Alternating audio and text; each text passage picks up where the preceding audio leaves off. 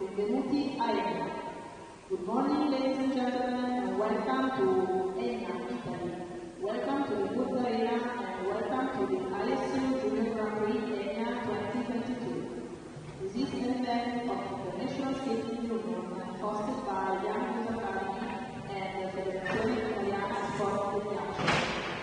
In just a few moments, we will start with the Junior Man Free Skating. We remind you that self-photography as well as video recording and filming is prohibited. We thank you very much for your cooperation.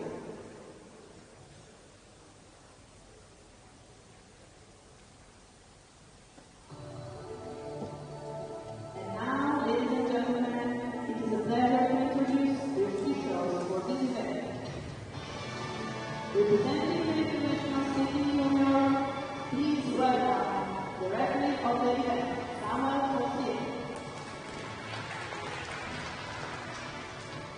The panel of judges.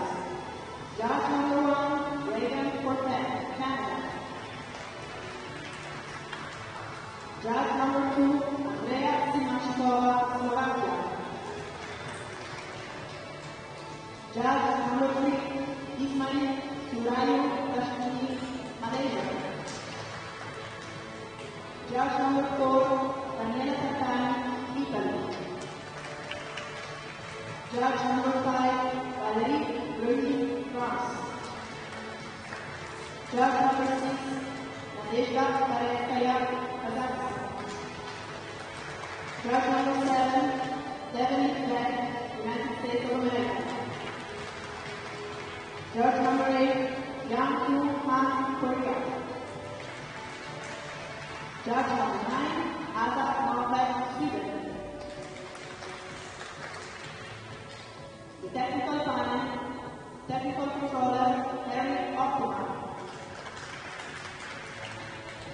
Technical specialist, Natalia Tolomarina. Technical specialist, Irina Lorenz.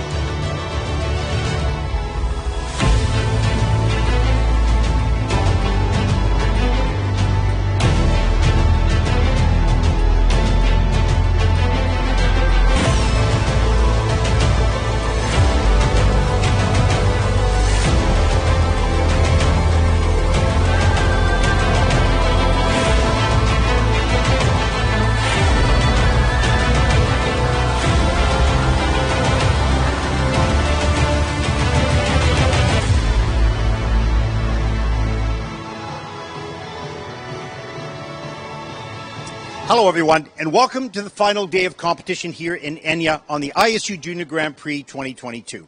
I'm your host, Ted Barton, and today we have the last two events, the men's and women's free programs. Before we get into those events, I do want to take a few moments to thank the Italian Federation and the local organizers for so efficiently absorbing the increased registrations because of the cancellation of Yerevan. Everyone has been wonderful in adapting to the needs of the athletes, and it is greatly appreciated. Well, we start today with the men's free program, 31 entries from 24 nations. There are 3 skaters in position to possibly move on to the Junior Grand Prix final. Luca Prasad of the United States has already 15 points and is in the lead after the short.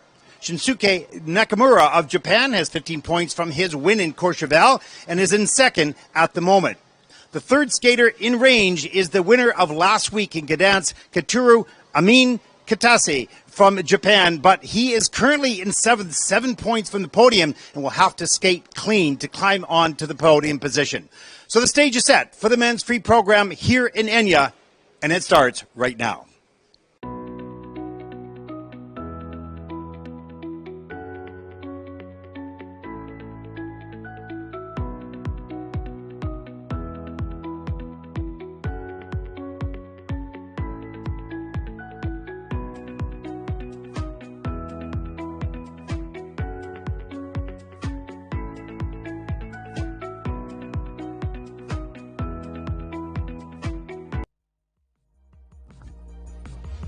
Welcome, everyone, to the final day of competition on the ISU Junior Grand Prix as we fly over the Worth Arena here in Egna, Neumark, the host facility of 3 Junior Grand Prix over the years. Spectacular, as you can see, a river in the background, vineyards and orchards surrounded by wonderful people, wonderful food, wine,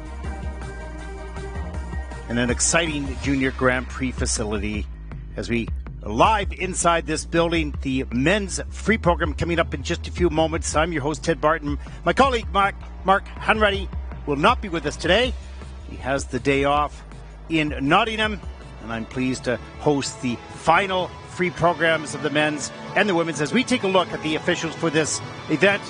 We want to send a special thank you to all the officials that come from around the world, leaving their families, taking time off work as we look at the technical control panel as well, and taking time away to officiate this ever so important series in the development of skating around the world. We thank them very much as the first group of men, 5 skaters, will take to the ice for their 6-minute warm-up. Here's a look at the start order for the free program. There are 6 groups of men. There'll be 2 ice resurfacing.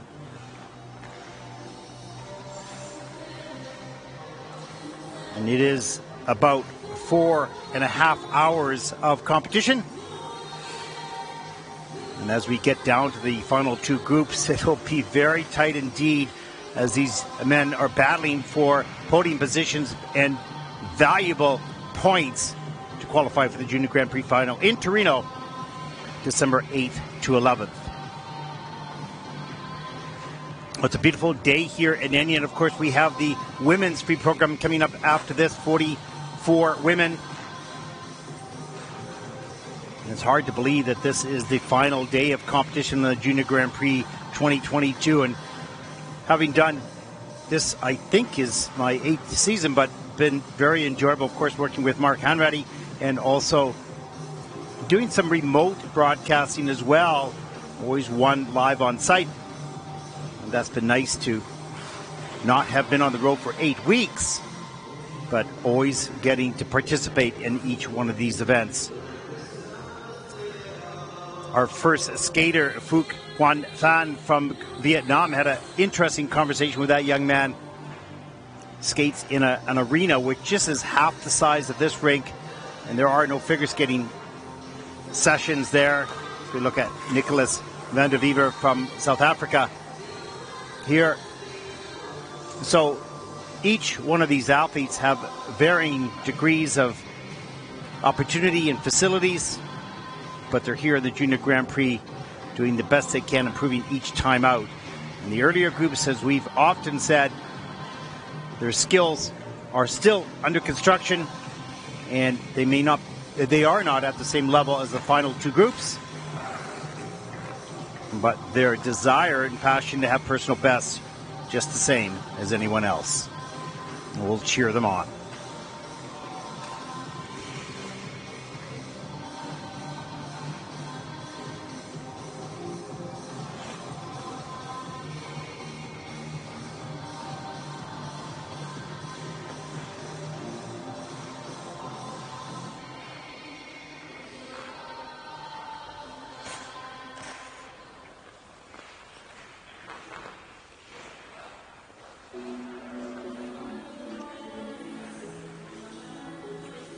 Remember, you can send your questions in to our social media platforms. Provide me some questions to give you some content as we look at Luca Prasad, an Italian coach here, helping not just Italian skaters, but skaters that visit this area for choreography and for coaching. Part of the Center of Excellence, of course, here in Italy as well. It's been a great help during the pandemic to set up virtual education opportunities as we look at the coach of Phuc Nguyen Phan.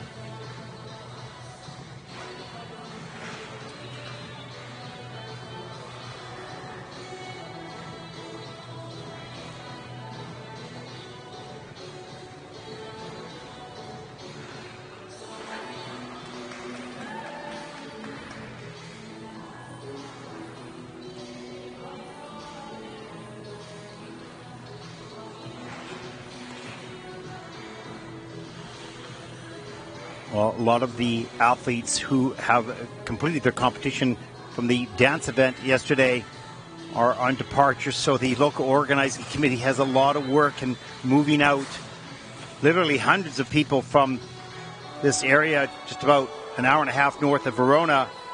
It's complicated indeed in transporting the athletes, the coaches, the team leaders to their departure locations. You know, people don't ever see too much behind the scenes. We watch these events, but the amount of organizing and volunteers required is extraordinary, and we thank each one of the host cities during the Junior Grand Prix for all the work they've done to make the Junior Grand Prix possible this season. And also the ISU for adapting so quickly to the cancellation of Yerevan and being able to accommodate these skaters in the final three events, 2 weeks in Gdansk, of course, as well as the final week here in Egna.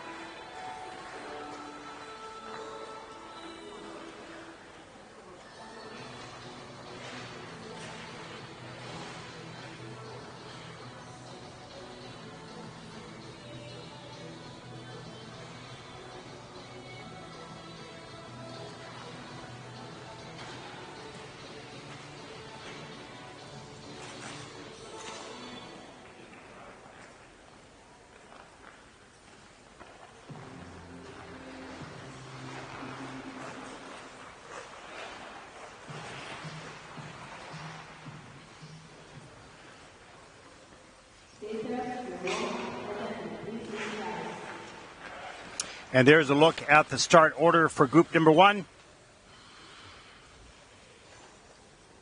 As we get started on the final day of coverage on the ISU Junior Grand Prix for 2022.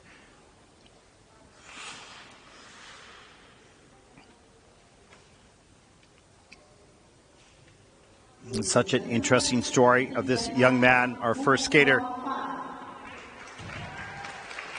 Phuc Quan Phan from Vietnam. 31st after the short program, 18 years old, has to train in half-size rink, and there are no figure skating sessions. There's just a lot of people public skating. He has to work around that, and evidently there's a post right in the middle of the rink, so not easy indeed, but loves the sport, maybe looking towards ice dance in the future, as he had mentioned to me as we watch the free program.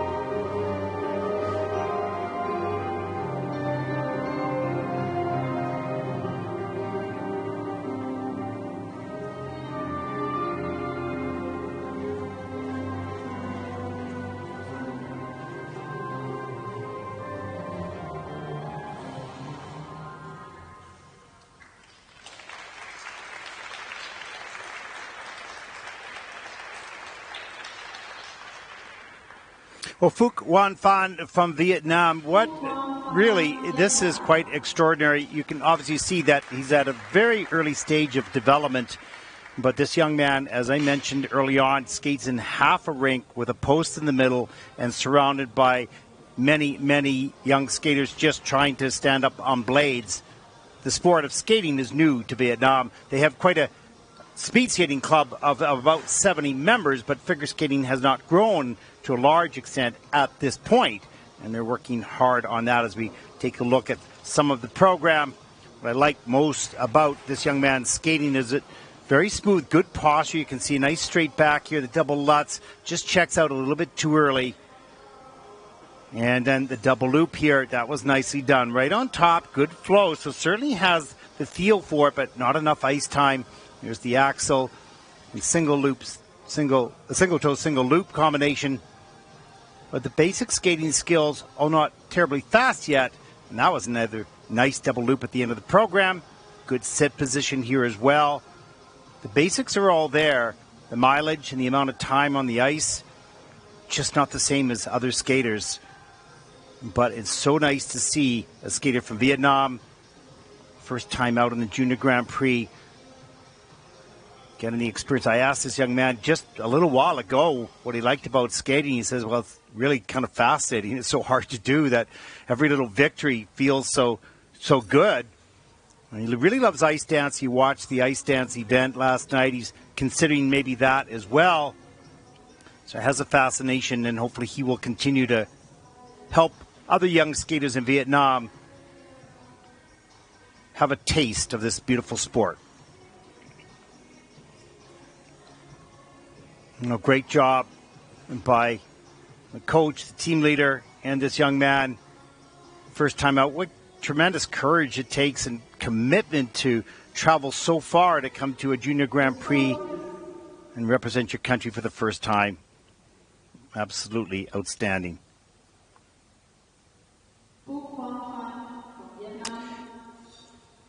The free program scores for Phuc Van Phan at 46.29. First skater out in this event with a total competition score of 69.29. Very grateful group of skaters and team leaders and coaches, and we thank them for their participation.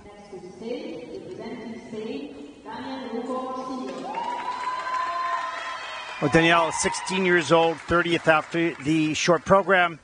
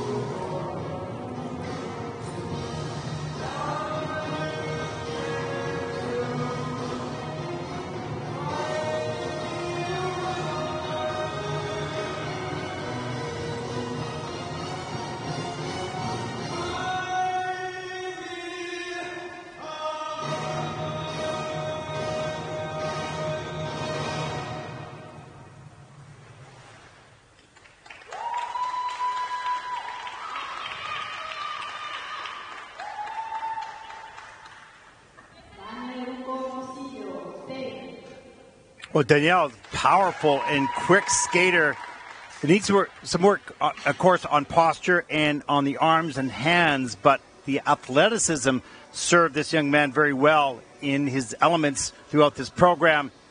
And so that was a good job. Just gaining experience here in the Junior Grand Prix. And you can see his coach having a discussion here as we take a look. Triple Saka right off the top of the program, all the way around. Doesn't check those arms out and the free leg back fast enough. A little bit of a common theme throughout this. Here's the triple toe loop. Too far forward on the landing. Has to go down on that.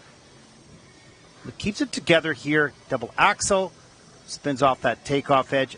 Euler into a double Sacco. That was pretty well done. But you can see on the ending, on the landings of all the jumps, a little slow pushing the free leg back, checking the arms in order to really stabilize the landing.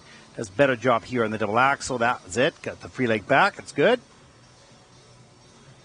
And then the second triple Sacco later in the program. He looked like he was going to put his hands down, but pulled them back and got a relatively clean landing on that. Of course, with turning out or stepping out of each one of the landings, it lowers the GOE. You can see the really nice flying sit spin later in the program. That's in at a level 3, so did a nice job on that. Good low position as well. And some traveling 3 turns into the change sit spin at the end of the program.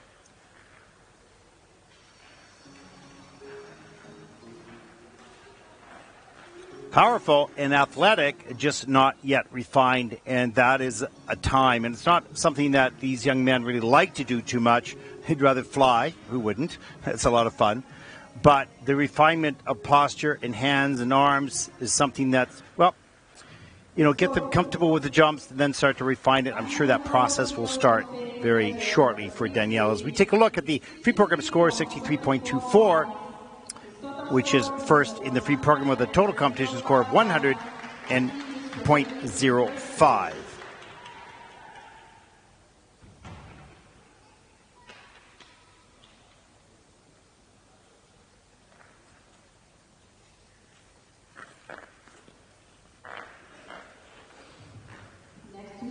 Well, our next skater comes from the Republic of South Africa. We've seen this young man for 2 years now. I had a great interview with him last season. 17 years old, second Junior Grand Prix season, 29th after the short program. He was 25th in Riga week 3, 60.25 personal best. Looking really to get a much better skate here. He's athletic and powerful, and he'll skate to Trainwreck by James Arthur.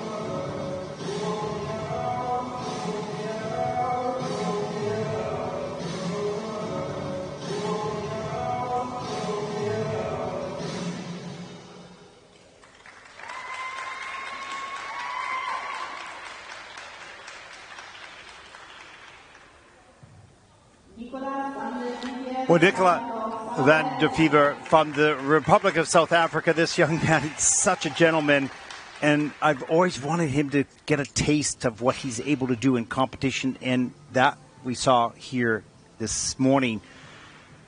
He was more organized, more calm, better takeoff, timing was much better all the way around.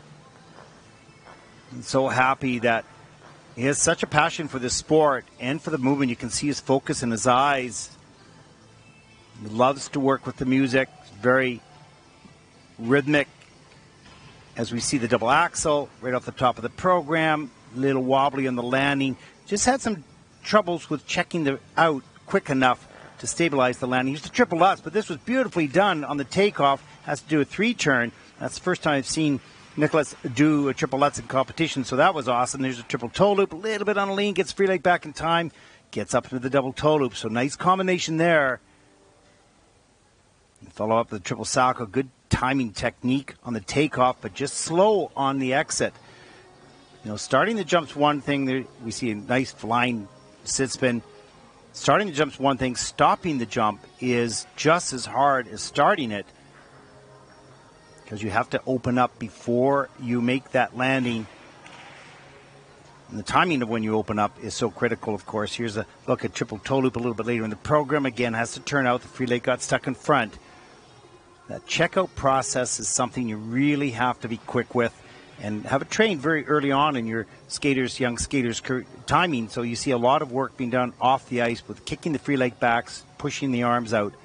Nice double Lutz, double toe loop at the end. That was nicely organized. And right into the chain sit spin. A really nice job for Nicholas van der Viva from the Republic of South Africa. This is the best I've seen this young man skate in the 4 programs I've watched from last season to this season, and I'm thrilled for him. He really fell in love with the sport when he went to a birthday party in a mall in South Africa and got somehow connected to skating at that point. And it's wonderful that he's bringing this in part of the figure skating community in the Republic of South Africa, which continues to hopefully grow. Season best, 82.18, so that's great. That's a good score for Nicholas. First in the free program with 119.27 for the competition. Well done. More to come, I'm most certain.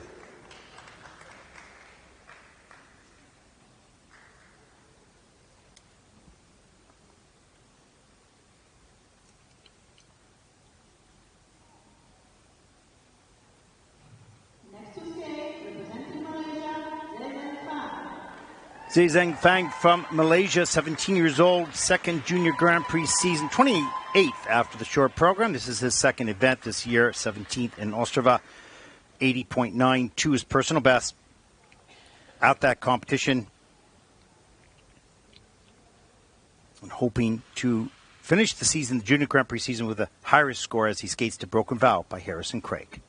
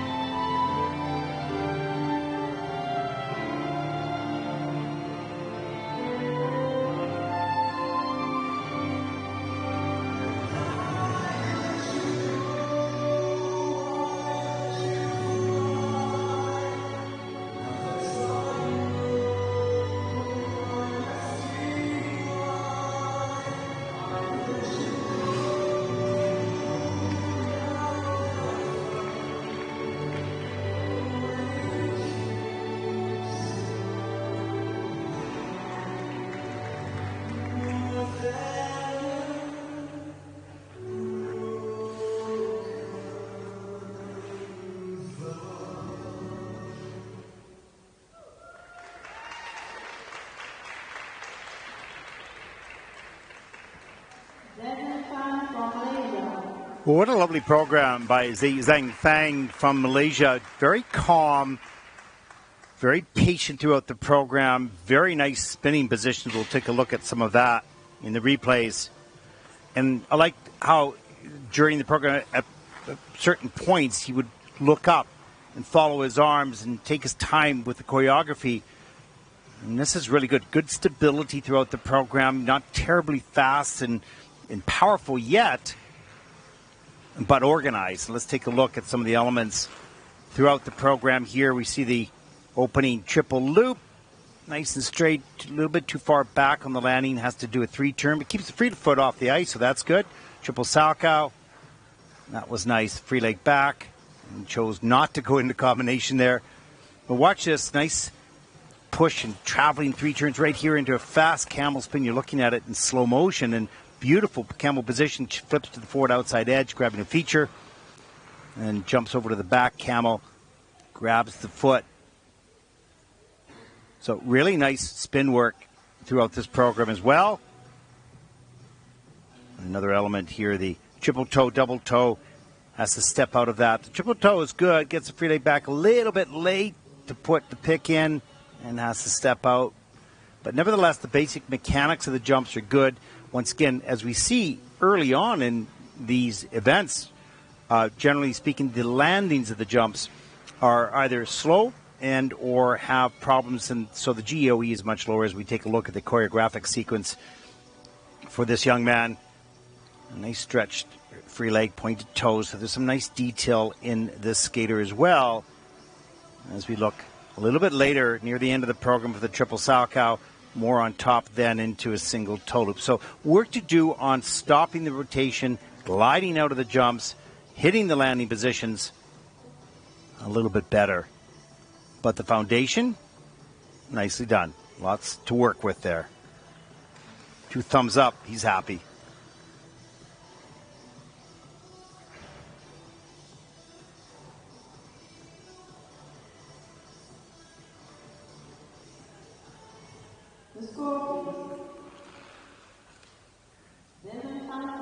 Free program scores for Zhang Fang from Malaysia.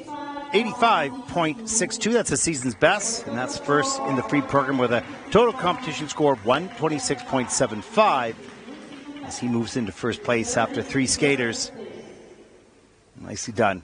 Season's good to finish the Junior Grand Prix on a season's best. You can see a smile on his face. Sigh of relief and happiness as well. Dore from Turkey, 18 years old, 27th after the short program. 94.83 personal best at the Baltic Cup back in 2021. So last season, he had his top score, 4th at the Junior Nationals last year.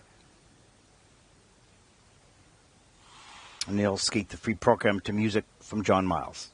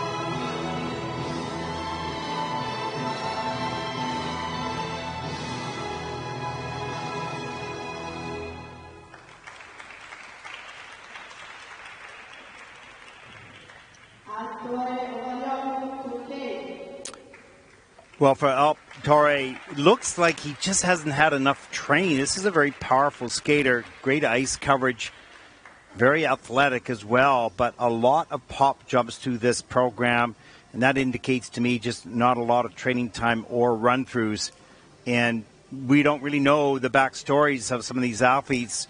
They may not have had ice time or enough facility opportunity, and maybe they're in school or injuries, recovery from injuries, all sorts of different things that we are not aware of. And there's a very powerful skater, but we saw a lot of pop jumps. Just a triple flip, second elements in the program. Great patience between the first and second jump to get the free leg back. And here just lost his balance and really badly and has to go down on that. And takes his time to get back into the program. A little disappointed. And carries nice speed and flow here on triple flip later in the program. Soft knee bend. Again, you can see how slow the free leg is coming back. So that's problematic when that free leg is slow. Pop double toe loop up into double axel, turns that, and again, slow free leg. So it indicates to me there just hasn't been a lot of training time. So the quickness in which you require really at the end of the jumps, another pop double toe loop, was just not there. So this is not the program that this young man is capable of, but perhaps it is the program indicative of where he is at in his season and just not enough training yet. And it's always frustrating to feel because, you know, when you have the power and strength as a skater and you know what you can do, but you haven't had enough rehearsal time to produce it, even in practice or in competition, it's always a frustrating thing. You have to put the work in, and sometimes life just doesn't allow you to have the time to do that. As we see the final spin at the end of the program.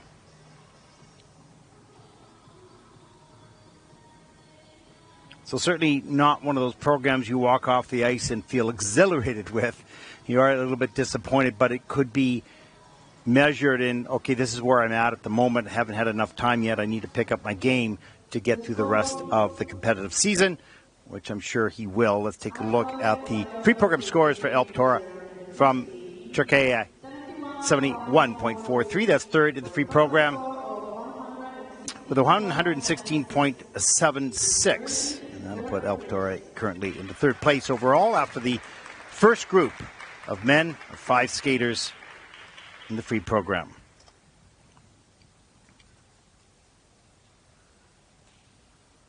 Junior men free skating group number 2. The following skaters will now take the ice for a 6 minutes warm-up. And there's a look at group number 2 just taking to the ice for their warm-up. And we will slowly start to see every group out. We'll start to see a little bit better skating skills, perhaps a little bit better technique. As some of these skaters may have had more training time and preparation. Remember, this is the final Junior Grand Prix. So we're in the middle of October now. Junior Grand Prix starts in the third week of August. So a lot of these skaters coming off their summer programs have now had another 5 or 6 weeks to prepare for an event such as this. It's still early in the skating season. So many more competitions. We start the Senior Grand Prix next week, of course. 6 of those Senior Grand Prix. And then we all gather, the top competitors in both the senior and junior will gather in Torino December 8th to 11th for the final in juniors and seniors. That's always an exciting event.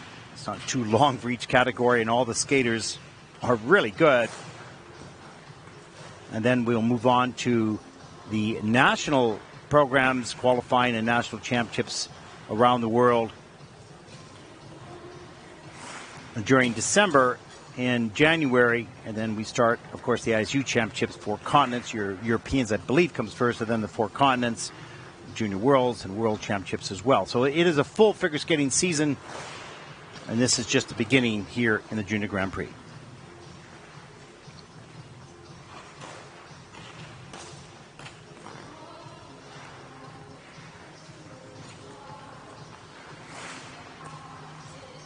I had a question from yesterday from James Harula. Why are quads still not allowed in the women's short program? Well, in junior, I believe there's a lot of discussion around whether to open that up, and they know that these young people have developing bodies, are growing and whatnot, and was it in the best interest for the young women to do quads? Once it's put into the short program, more people are going to try it. They may not be ready for it as they're growing. So there's a variety of different reasons. We don't know whether that rule will be changed. It's not been changed yet, obviously, but you can see that in the free program. Not so sure it's a bad rule. We do get to see the quads and the women in the free program. And really, the juniors is a developmental category and series, and these young skaters are growing both physically and psychologically, and they're able to show their skills both in the short and the frees, of course. You want them to grow healthy into the senior categories, and of course with the increase of age that will happen, and that's going to be very interesting, having these skaters, most of them in the juniors for 4 years. If they enter at the age of 13, they'll have 4 years until they're 17 before they can move to senior, and I think that's going to increase the popularity of the juniors, because we'll see longer careers and more rivalries, if you will, from around the world. It's going to be very interesting indeed. And we hope it's going to be healthier for the athletes as well.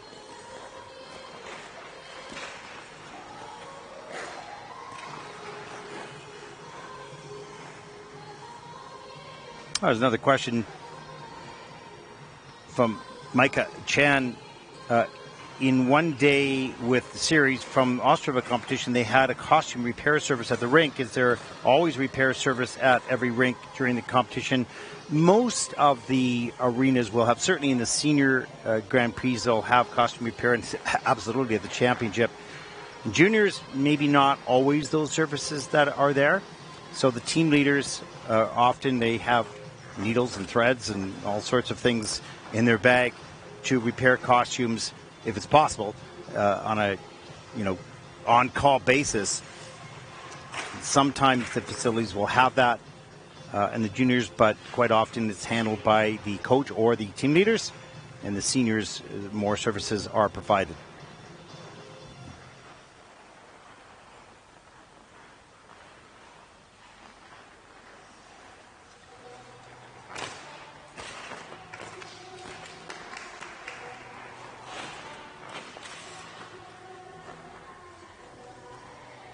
And then one of the questions from yesterday, and I'll just repeat it again, from Carl Owens: at what age can young skaters begin to try quads? Well, really that's left up to the management of the coach and the team itself.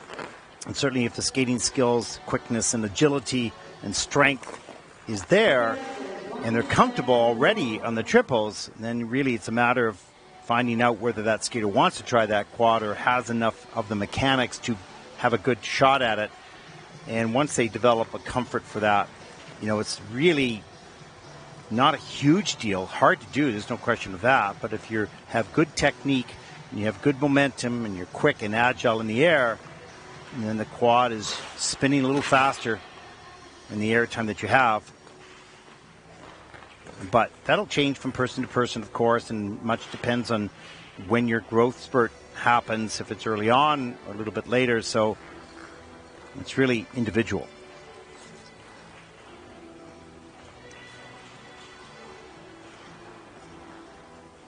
Well, thank you for sending those questions in. You can continue to do so throughout today on the Skate Canada, or the ISU social media platforms. It's very helpful. I don't have Mark with me today, so send your questions in or your comments and what you think, what your favorite performance was over the Junior Grand Prix series this season, what your predictions might be for the final as well. As we start group number 2 in the men's free program.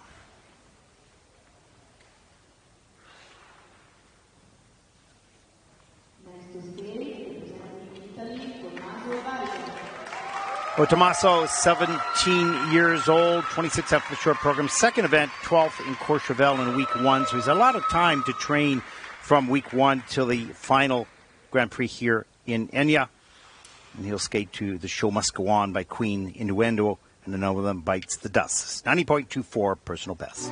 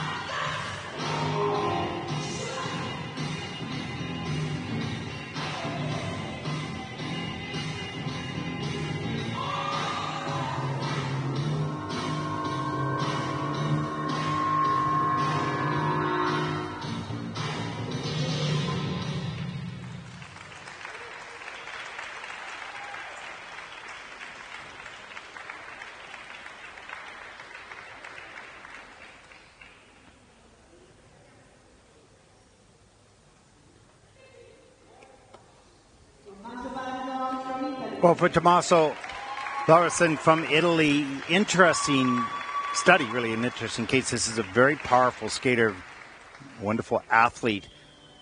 Sort of choppy, basic skating skills, so not terribly smooth as he moves from element to element. Carries really good flow, though, so he doesn't have to work too hard. It looks like he's maybe a little hurt coming off the ice, and that could have been part of the problem throughout this program. There's the double Axel. Really nicely done off the top of the program. You see good technique, good speed coming into this triple Lutz. Big lean forward and has to turn out of it. And there's the triple Salchow, a little stiff on the landing, but good technique. And triple loop. And manages to get the free leg back into sort of a semi-twizzle on the landing edge. And there's a triple toe loop. And they're way too far forward. Looked like he was getting tired then, or maybe there was some other sort of issue. But I felt throughout the program that wasn't always aware of where he is in the air as he's coming down, and that's something that you learn to feel. And so when you're in practice and you have a good jump, you have to think about what did that feel like and try to replicate the feeling of that, the timing of that. And if you don't know when the jump is going off or you don't know when it's good, then you don't have a reference point. So you're in the air for no more than 0.06 seconds on a jump. And so you don't have a lot of time to think and calculate. You have to have that feel. And when you don't have that feel, you never really know when you're off, and it's not instinctive to make a correction. So some skaters are amazing. They're like cats. They just know that they're off, and they get their feet somehow down onto the ice and somehow land the jump. Maybe poorly, but they land it.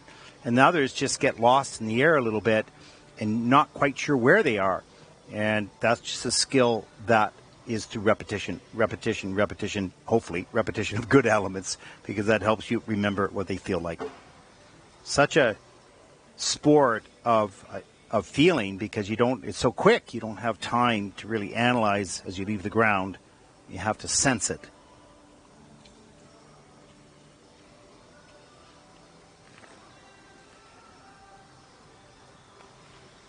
Well, season's best at 90.24 for Tommaso Larson of Italy. He needs an 81.14 to take the lead. Should be able to do that based on that program, but may not reach the season's best yet. Just too many mistakes throughout that program. 83.82. Now, second in the free program, but he does take the lead with a 129.44 for the competition. He's got lots of power, lots of speed, lots of potential, just lots of work to do, and it's just repetition, run-throughs of programs, better conditioning, and using that strength that he has when he needs it. Well,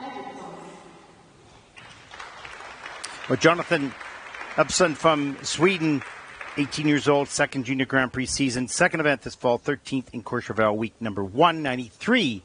0.86 personal best, but that was last season as he skates to Purple Rain. Let's Go Crazy by Prince.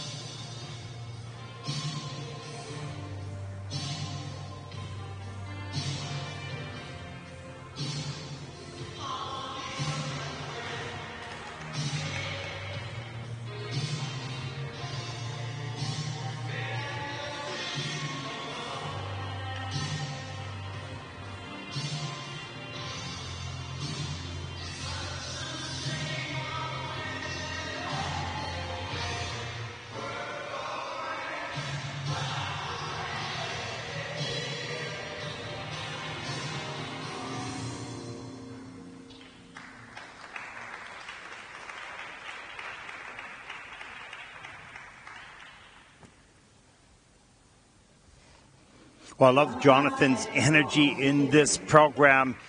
He commits to this piece of music, to these pieces of music, and you could easily just sort of skate through it, and a lot of skaters do. They say, okay, let's just get some cool music, and then I'll jump to it and spin to it and, do choreography.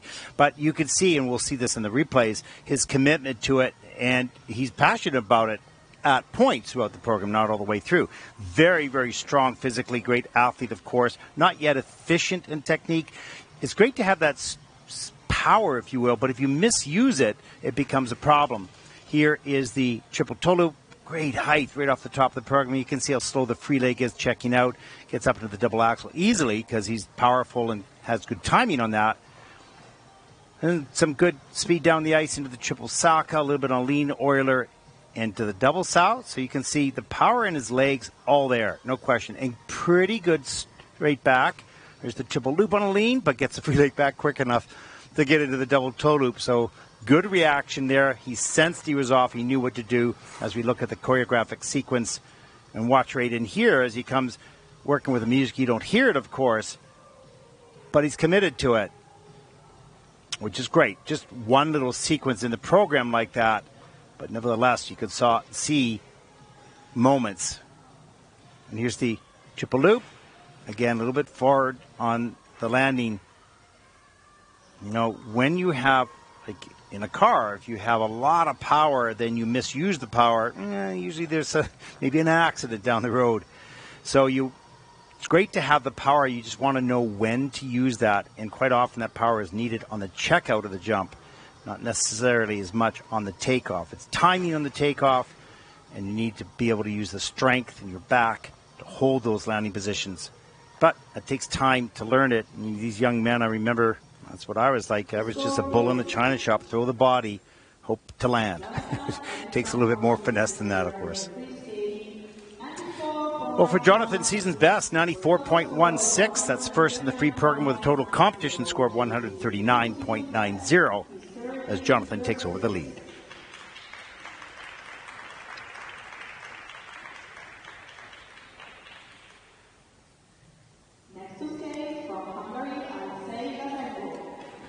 Well, Alexei Vlasenko, 15 years old, first Junior Grand Prix season, second event, 19th at the Solidarity Cup. He's 24th after the short program, 79.07 personal best. We'll skate to maybe I and maybe you, but the Scorpions.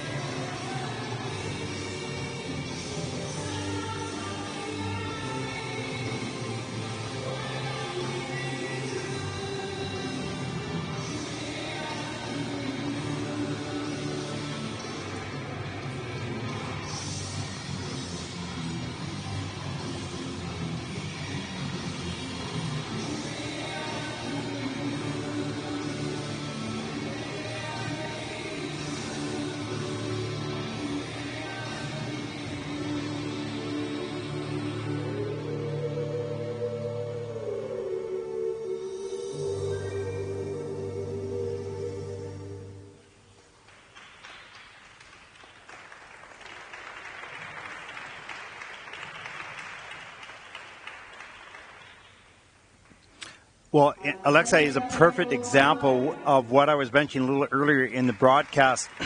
The skater who has a sense of when he's off in the air, and throughout this program for Alexei, little off on most of the jumps, but he pulled them out.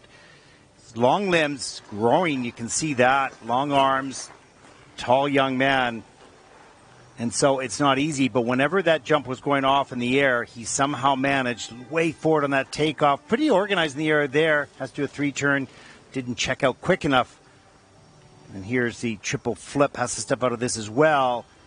That looked pretty good in the air. Then I'm not sure what was going on there. He goes back the opposite direction. Triple loop. Hand touches. Somehow gets into the oiler up into a double Salchow. And you can see the body a little bit forward on the landings, long arms, gets the free leg back, and he knows how to make it work with what he's got. Now, can he be more efficient? Absolutely. Straighter, stronger, particularly the back. Work on the postures can make it more efficient as we take a look at the change sit spin in that level 2, so missing 2 features on that. But this young man has a sense of when things are a little bit off in the air and knows how to check out of that jump, push the free leg back, and stabilize the landing. Positive GOEs? No, not necessarily. In fact, most of them are in the slight minuses because there's not quality landing, but at least there is a landing. And so that's what he has as an asset, a sense of where he is in the air as he comes down to the ice. So well done. I just need to polish it up a little bit more and really work on your posture. It's hard. People always told me, well, you're not standing up straight. And I would say, well, yeah, I am. And they said, no, you're not. And I'd say, yeah, I am, because I thought I was. I felt like I was, but I wasn't. So the posture is so critical to our sport, so important. But as you're growing, everything begins to change a little bit as far as control and aesthetics as well.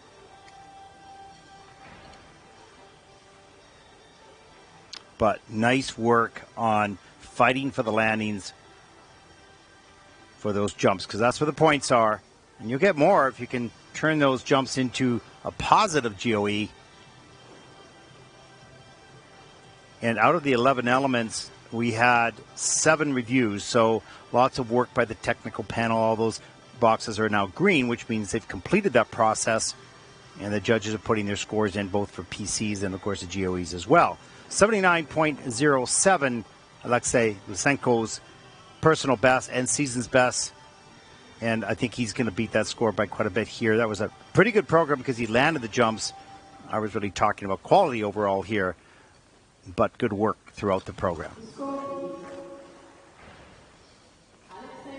Free program score for Alexei, season's best, 90.51. So that beats his top score by about 10 points, 137.10 for the competition, and that'll put Alexei currently into second place overall.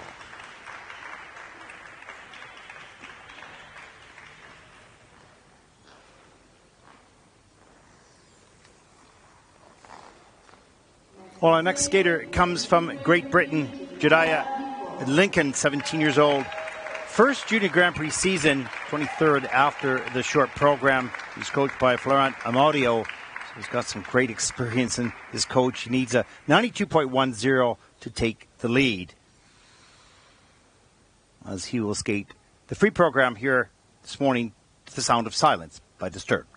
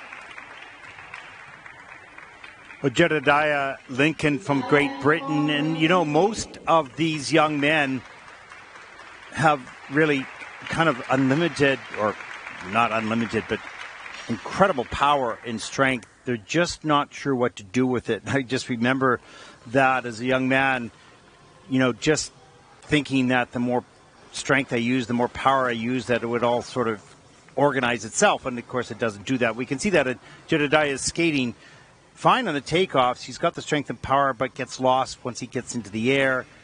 And the checkout, as we've talked about, it's been a common theme here. The checkouts of these jumps have just not been coordinated to this point in the competition. Look pretty good, and that was savable, that triple Lutz, but not having enough experience of how to pull that out. He has to go down. Here's the triple loop. Look good in the air, too far back on the heel. The free leg is stuck in front. You've got to get that free leg back right away as we slow this down a lot. Get the free leg out. It goes into an Euler. Double Sakau makes that work. That's good. And one more here. Here's the triple flip on a big lean. So your whole body weight's going to not be on top of your skate when you land, and that's going to result in a fall as it did there as well.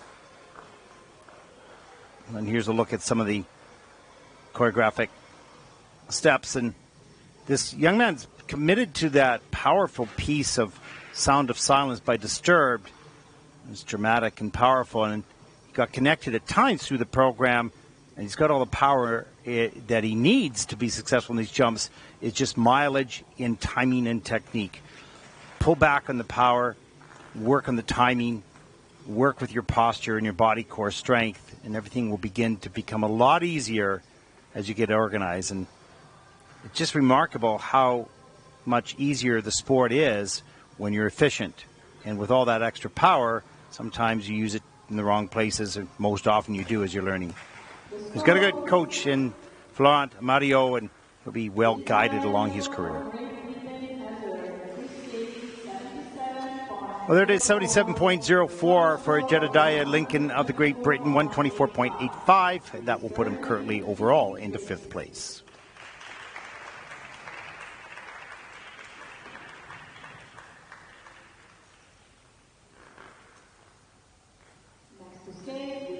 Well, our final competitor in group number 2 from Ukraine, Fadim Novikov, 16 years old, 22nd off the short program.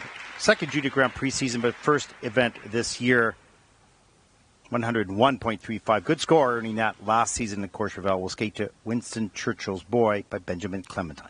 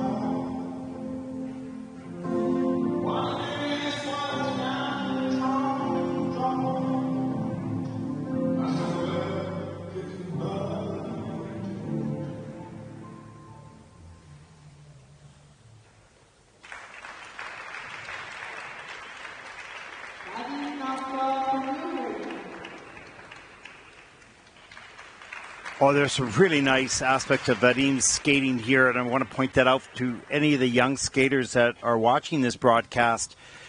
Vadim really uses his knees well. He's a very smooth skater, down in his knees as he powers out of the corner and transitions from element to element. You'll see that also in the landings and the takeoffs. Down in the knee on the takeoff, up into the air.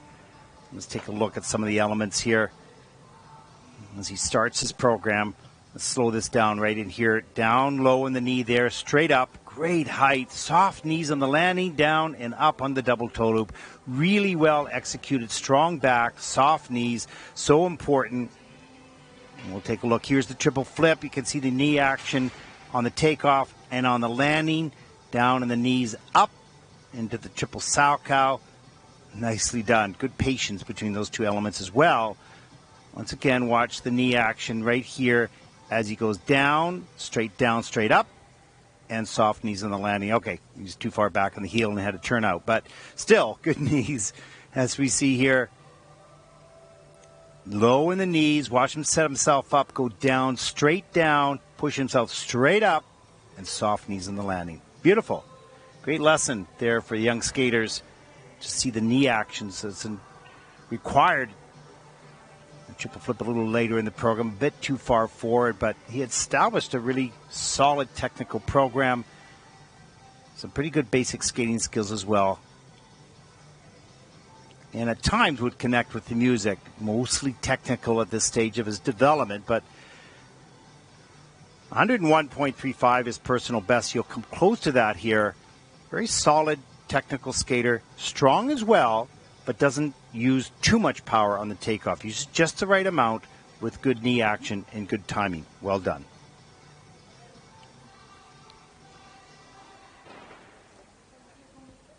You know, for you, we have a lot of young skaters to watch the Junior Grand Prix, and we hope they learn from the skating. And it's never to be critical on a skater at all. It's just to be analytical with where they're at in the stage of development and learning.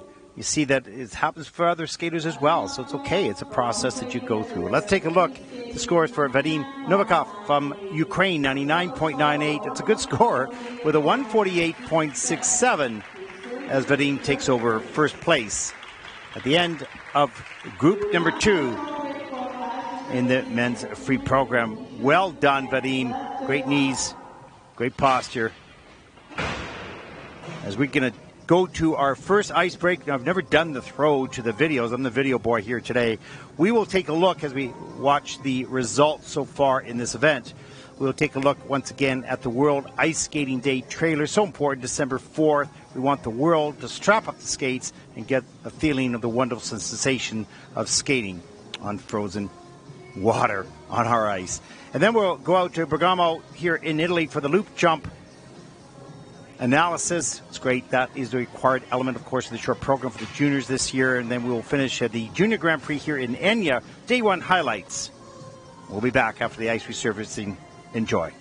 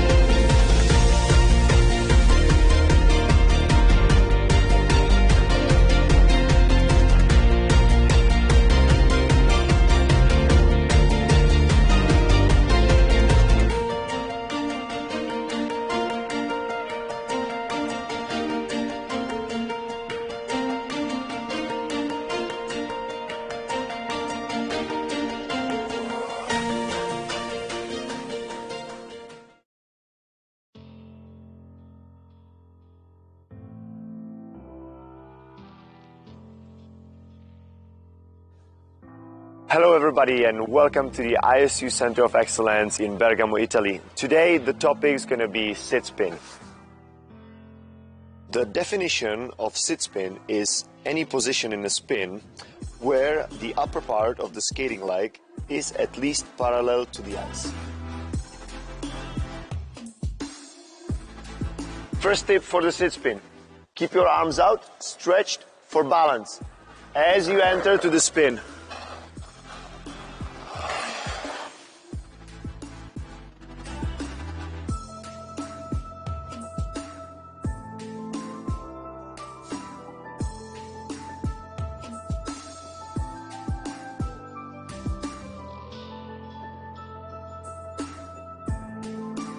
The second tip for the entry is to keep your free leg really extended and make sure it makes all the circle around to go down to the spin, and then watch for your balance. Okay, now let's combine the two moves. Stretch your arms, stretch your free leg, and go.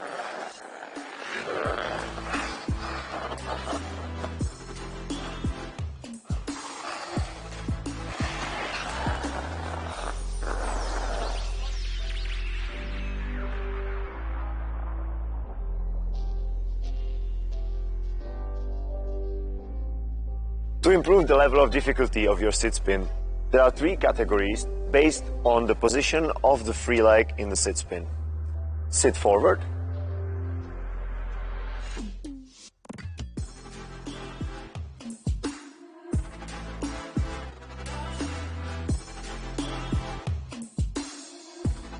sit sideways,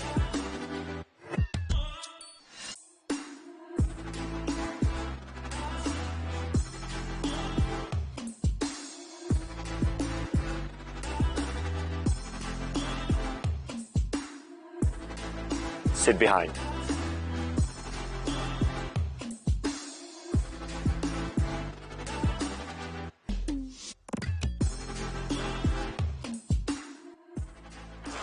Now let's take a look at all 3 positions in one spin.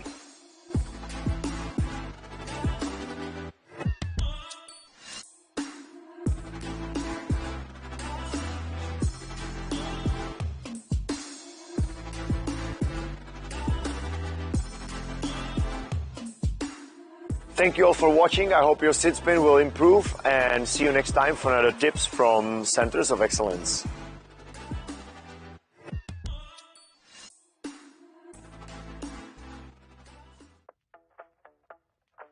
The second day of competition in Italy started with the women's short programme, with a number of competitors eager to attain a second medal on the Junior Grand Prix this year and potentially secure a ticket to the Junior Grand Prix final.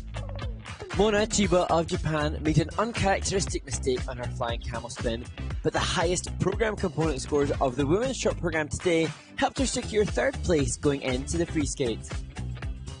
Hana Yoshida returned to the final Junior Grand Prix of the series after her win at the first event in Courchevel, and she will be hoping to repeat the same results with a 2nd place in the short programme in France that turned to gold after the free skate when she competes again tomorrow here in Italy.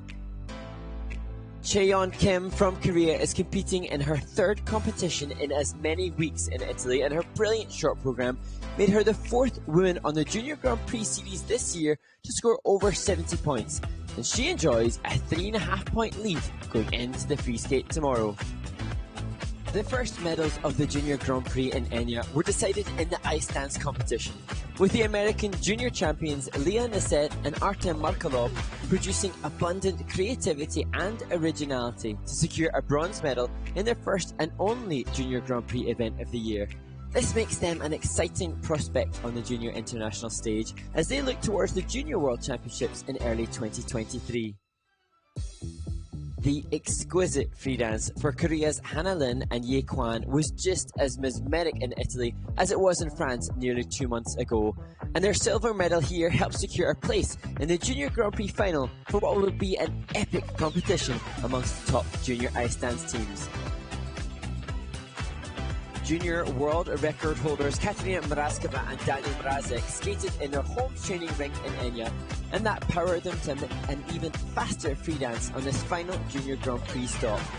Their epic speed and energy really was a sight to behold, and we cannot wait for them to go head-to-head with Canadians Nadia Bashinska and Peter Beaumont at the final in Torino this coming December.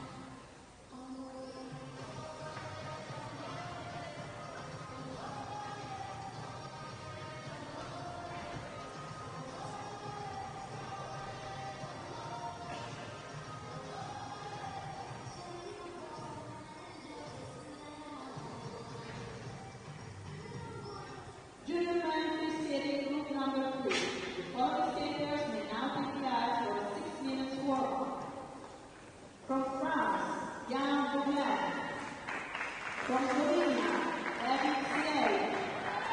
From Singapore, Welcome back, everyone, to Enya Neumark. Final day of competition here on the final Junior Grand Prix event of 2022. I'm your host, Ted Barden. We are watching the third group of men take to the ice for their warm-up, and did just get an update on a young man, Tommaso Barrison of Italy, who we were wondering whether there was an injury or something that went on wrong with his skate.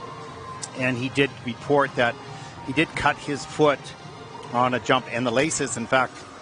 So a lot of the challenges that he had throughout that program were caused by that injury, and he did have a bit of a wound there, which has now been cleaned up, and he's going to have that all checked out. But you could see, I couldn't quite understand why there were so many problems on the landings of the jumps, and we wondered, as we saw him get off the ice in quite a lot of pain, whether there was a problem. In fact, there was on one of the jumps where the heel of his blade slammed into the landing foot and broke the laces and the top of his foot as well. But he's going to be okay. He feels just kind of bad that he wasn't able to skate to his potential. We could see the potential was there, and that's why we were wondering, what had happened. So there you go. There's your medical update so far in this event as we move on to group number 3. Let's take a look and see if there's any more questions from our viewers.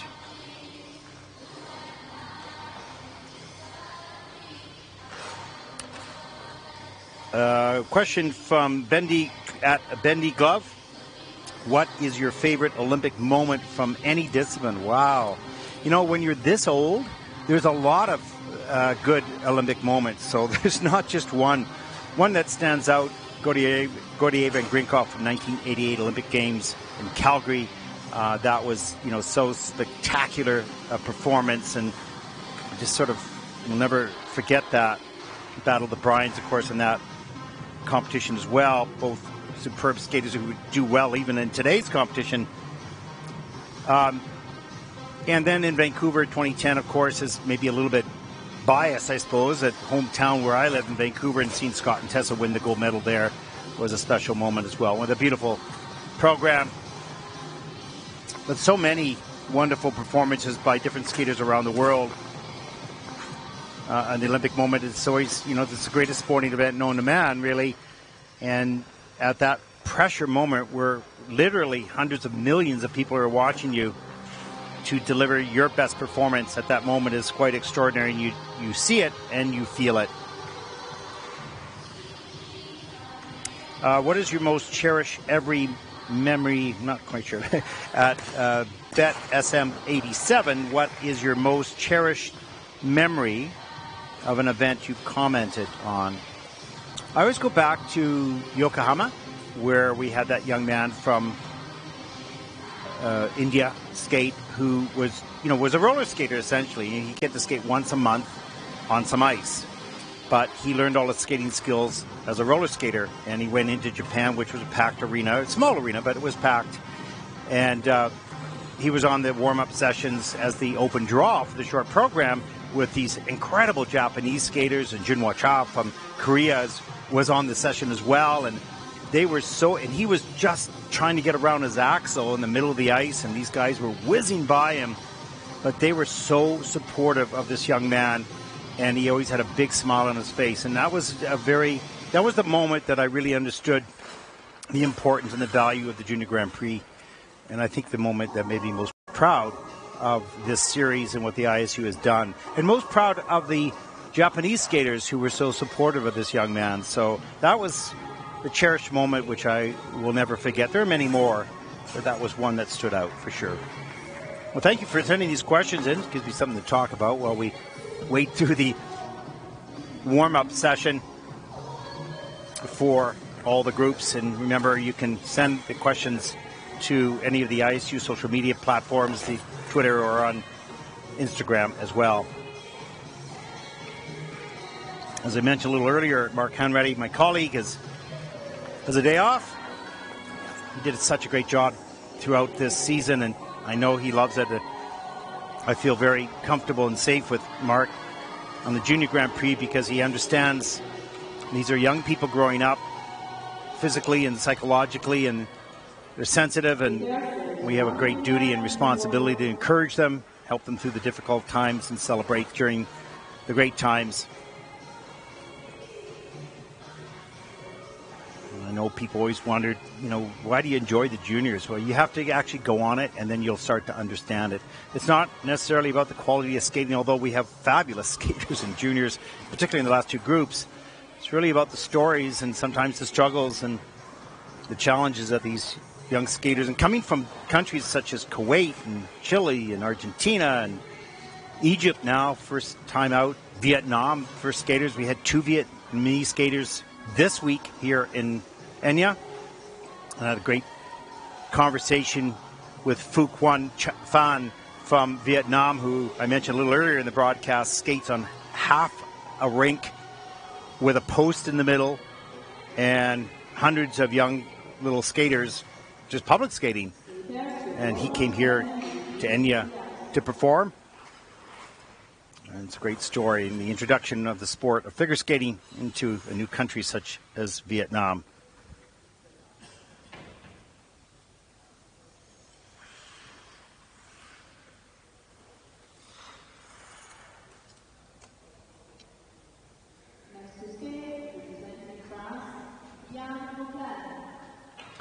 Well, from France, Ian Vauquelin, 19 years old, 21st after the short program, second junior Grand Prix event this fall, 6th in week 1 in Courchevel. 113.95, his personal best in that event. And you'll want to finish out the junior Grand Prix season, the higher score, as he skates the free program right now.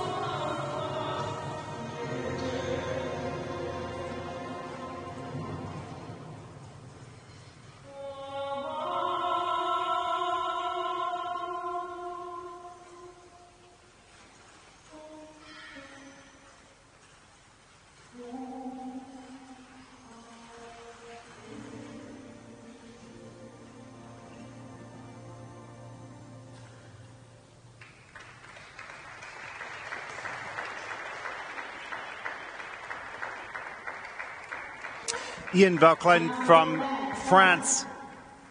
Such a strong skater, deep edges, great flow across the ice, and really soft arms, sensitive to the choreography. And as we moved on in the groups, we talked about that a little bit earlier, we'll start to see a little bit better timing and coordination, particularly on the landings, although there were some mistakes in this program. Compared to some of the skaters earlier, you saw, as we look at the triple axel, beautiful in the air, and just started to doubt himself, put the hand down, and then slips off the back edge. There's the triple Lutz, beautiful into an Euler, triple Salchow, and the hand goes down again. So just a tendency to break when he feels a little bit off. You got to hold that back nice and straight no matter what. Triple Lutz, Euler, triple Salchow, again breaking with the hand down. And here's the triple loop outside the circle, has to step out of that as well. And you know, the theme has been so far, and beautiful flying sit spin, by the way, that's a level 4 flying sit spin. But the theme has been so far, these young men have the power, have the strength, they have great takeoff, and generally speaking, they're good position in the air.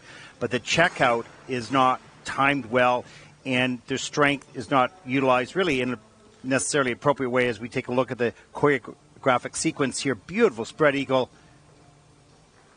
the little Wally. You can see how much ice coverage on each edge, and Nina Bauer bending back. Great flexibility there as well. So we talked a lot about the checkout, the strength of the takeoff, but the strength of the checkout is so important. As we watch right here, this triple flip is pretty good. Watch the arms open up right there, but a little bit late. But the second triple flip here is much better. Watch the timing as he'll open up now. There it is, the timing much better. You open up a little bit earlier. But that timing is so sensitive, you don't have time to really think about it in the air. It has to be instinctive, and that takes repetition after repetition, thousands of hours of practice. As he closes out the program with a change combination spin level 3, missing one feature on that as well. So out of the 11 elements, we have 5 which are in the minus GOEs. The rest are in the positives, so that's good. Much better program. Is personal best 113.95. Not sure he'll reach that here today. Probably just too many small mistakes. Good skater, bright future. Lots of work yet still to do, of course. 95.09 for Ian. And that second in the free program with 144.02 for the competition. That'll move Ian currently into second place overall.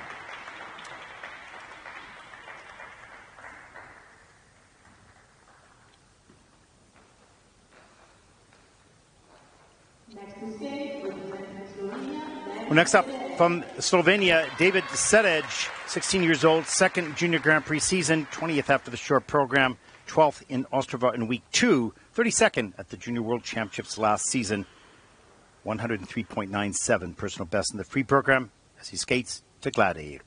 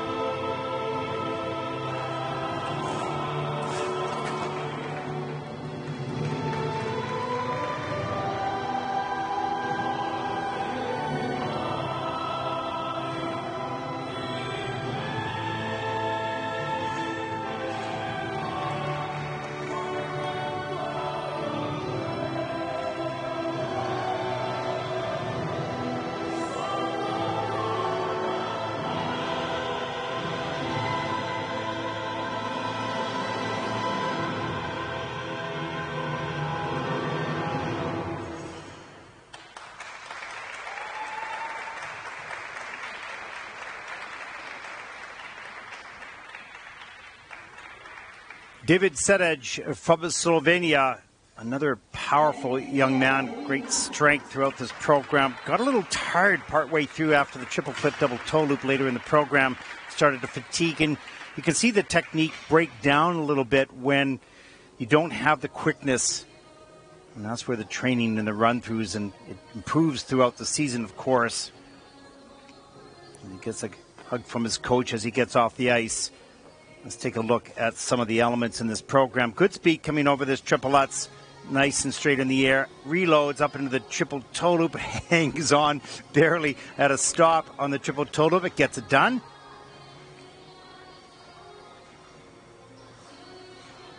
You see the connecting steps. Arms down just a little bit here as he moves into the second triple Lutz. And that was nicely done on the landing. But posture again, refinement, stretch free leg, details, pointed toes, arms, hands, all those details as he pulls out of that triple loop. Didn't get the lift of the height and the quickness in the rotation. Comes down the ice for the triple flip. No problem there. Reloads for the double toe loop. So certainly the strength is there. The checkout, as you saw, the change of edge there on that change sit spin, really nicely done.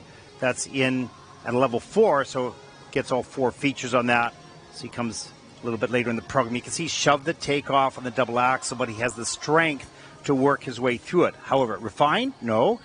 The posture's breaking a little bit, the arms down a little bit, things like that. But this young man's got all the tools required as he just slips off his edge on the triple toe loop.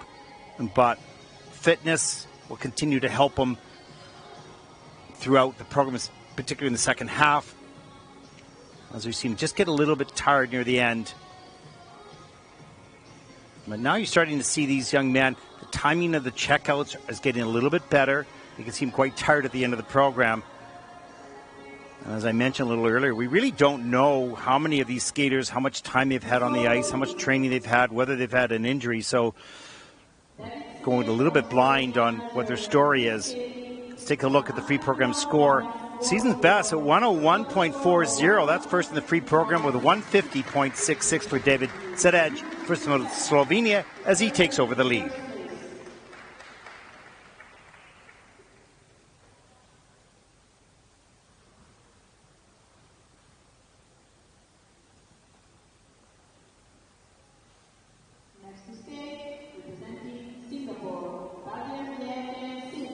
Bagale, 18 years old. Third Junior Grand Prix season, first event this year. 80.54. Personal best back in Lake Placid in 2019. Skate to my name.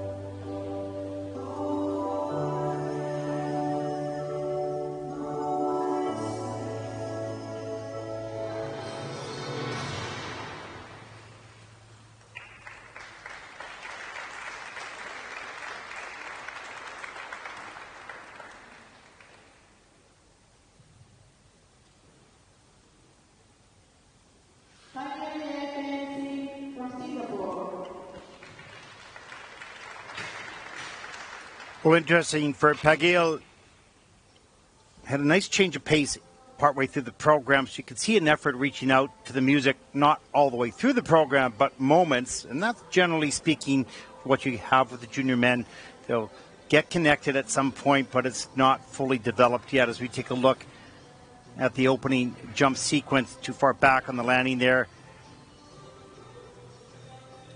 Powerful jumper, deep knees on the takeoff and on the landing. Good save on that. And the triple Salchow here up into the double axel. And has to do a 3-turn out. And for those young skaters watching, if you take a look at the upper body and the hands, these are small details. Look at that. That's just an amazing whirly, as we call it. Fantastic sort of choreographic move. Watch the upper body as well. For refinement, you want those back to be strong and those arms to be extended, the free leg as well. Those are small little details that are hard to do when you're learning the elements. As a junior, that was a nice triple Salchow. And here you can see some steps, transitional steps out of that element. Need some work on flexibility and strength in this change combination spin. That's in the level 3 right at the end of the program. So certainly all these men that we've seen so far have the physical ability. It's a matter of learning the basics, mechanics of the elements, the jump elements and the spins, and then working the fine details. And that takes a lot of time and takes a lot of effort by the coaches to encourage the skaters to do those details, and the skaters as well. As we're going to take a look at the free program scores for Pagil. There it is, 91.52. That's fifth in the free program so far with 148.88 for the competition. That'll put Pagil currently into fourth place overall.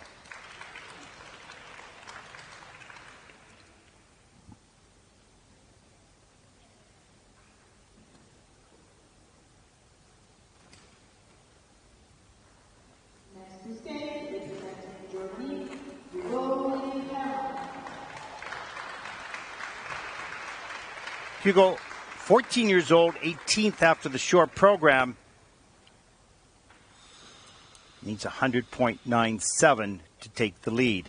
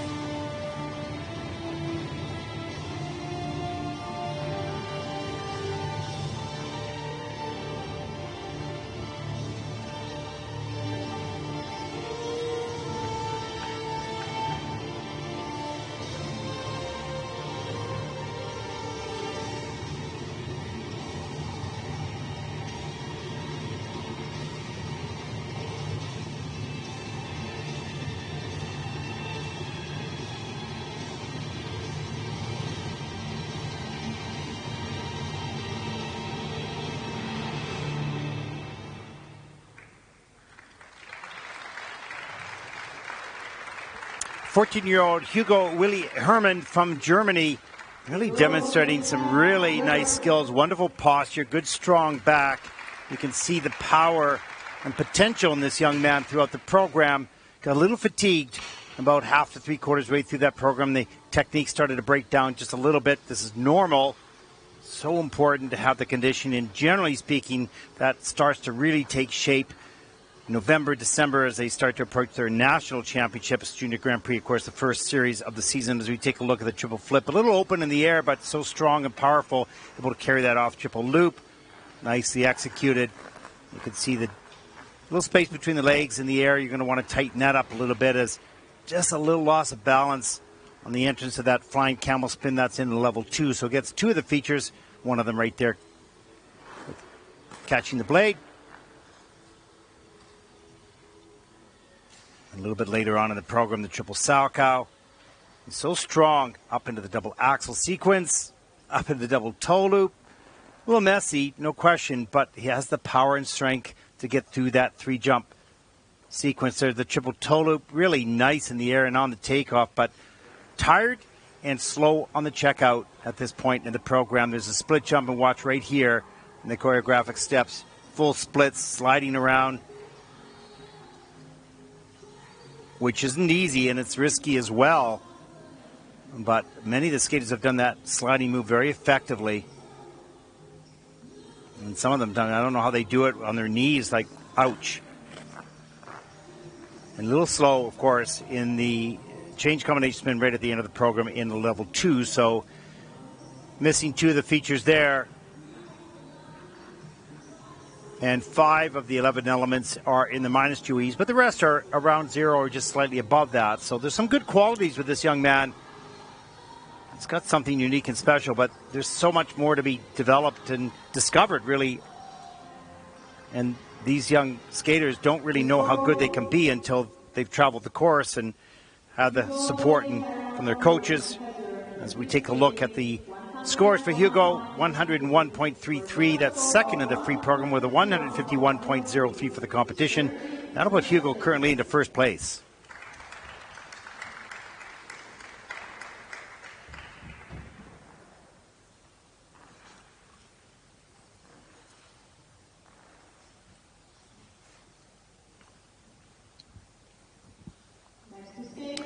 Well, our final skater in this group comes from Great Britain, 18-year-old Freddie Leggett, 17th after the short program. Second event this fall, 23rd in the Solidarity Cup, second at Junior Nationals. 83.85 personal best. That was back in last season. Interesting skater indeed, improving throughout this season. Skating the free program to Space Lion by the seatbelts.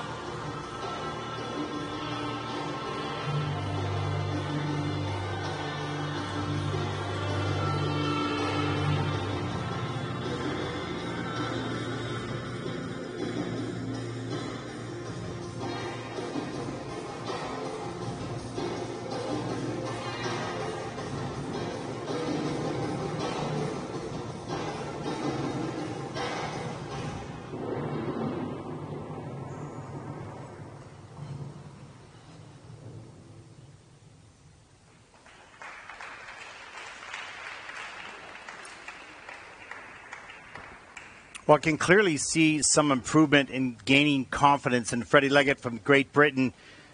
A couple of mistakes during the program, but he didn't let that roll into more. He had to think and adapt and adjust during the program, which is a good sign that you're more emotionally and thoughtfully in control. 23rd in the Junior Grand Prix at the Solidarity Cup. He's 17th after the short program here, so some progress has been made. You can start to see Freddie start to stabilize in his performance a lot more. Skaters are going to make mistakes. No question of that. That's going to happen. It's a risky and difficult sport, but how many do you let it affect you psychologically? There's a triple loop off the top of the program, a little forward, but gets right into a twizzle to sort of cover up the lack of momentum there. Nice speed into the triple Lutz. Has to do a three-turn. The free leg gets stuck behind, but has smarts to step up into a double axel.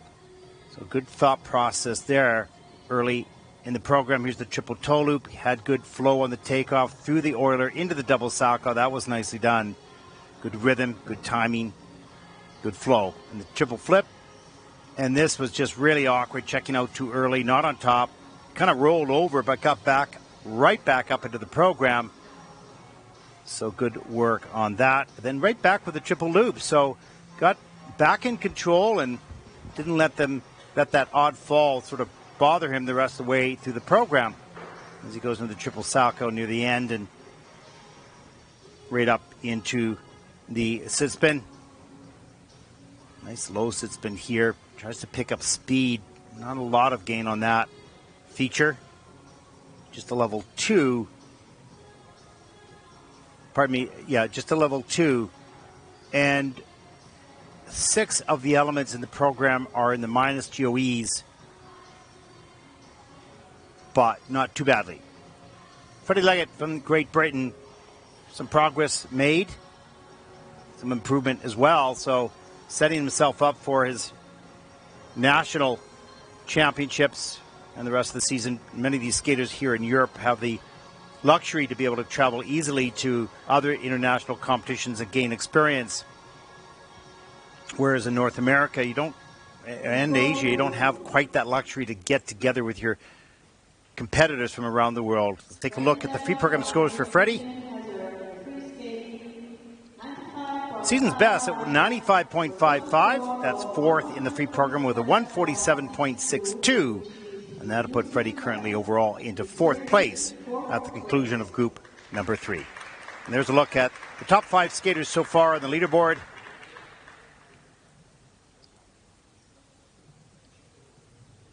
As we move into the warm-up for group number 4. The following skaters will now take the ice for a 6-minute warm-up. From Austria, Jediah Lincoln. From Italy, Mateo Naboni. From Japan, Jediah Lincoln. From Latvia, Luca Prasad. From Finland, Mateo Naboni.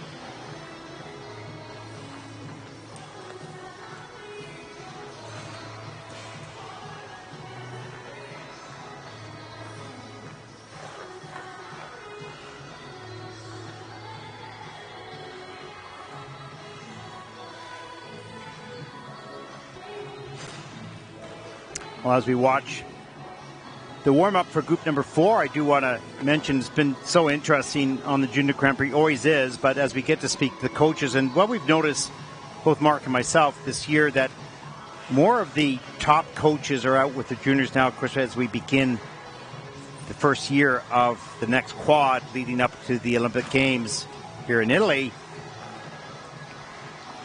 It's nice to see those top coaches working with the young skaters, as many of them have told us, well, this is the next generation and we want to get them experience in competition, international competition. So they're on it. We've had a lot of conversations with them, and really it's surprising that how much care they give, not to the development of the skater only, but they're very sensitive to where that person is at in their own growth. And when a skater needs really emotional support, adapting and adjusting along the way. Yeah, you've got to be tough, and you have to be a disciplinarian to a certain degree, always with kindness as a coach, because sometimes, and I remember myself, I never knew how good I could be until somebody pushed me to break through new barriers when I didn't think I could. So that coach encouragement, yes, but also sometimes some discipline and requesting and demanding a little bit higher intensity perhaps from time to time. But these coaches are very sensitive to the growth of the individual as well, and it's so nice to watch them. We have the luxury to watch the practice sessions and watch how these coaches work with their athletes, not only in the skating skills, of course, but asking them questions and nurturing their emotional state in sometimes stressful environments. So, great job by the coaches. We thank them for not only developing great skaters, but great people as well. And of course, beside of that are the team leaders and the federations and the clubs that have support staff as well that help these young people. It's amazing how busy life gets, and yet they're here as we watch that triple Axel. These young skaters are in school as well and growing up and competing at a high level. Lots going on in their lives. But it is exciting and a privilege and an honor to represent your country, most certainly.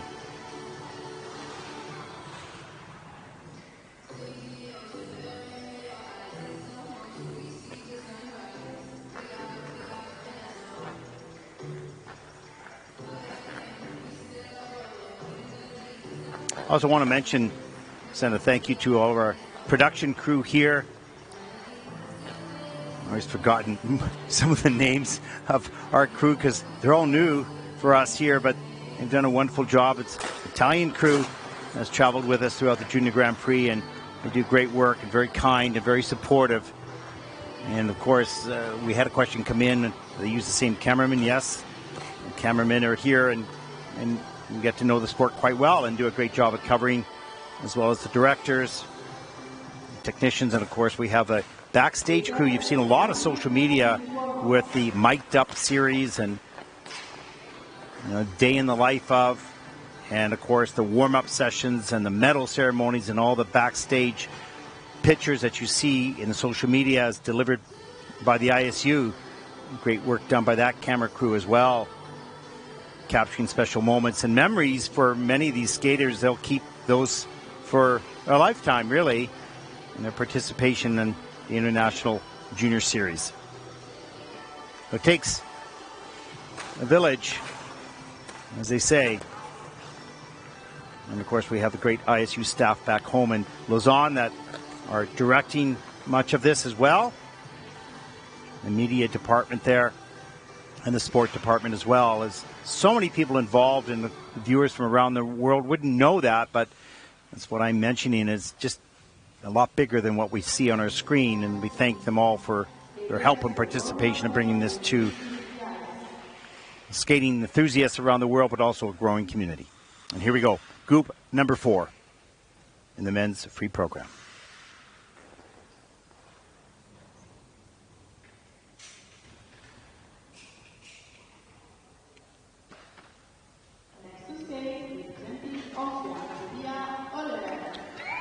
Jediah, 16 years old, second Junior Grand Prix season, 16th, after the short program. 69.08 personal best in the free program, but that was last season of the Cup of Austria. You'll skate the free program right now to Waves by Dean Lewis.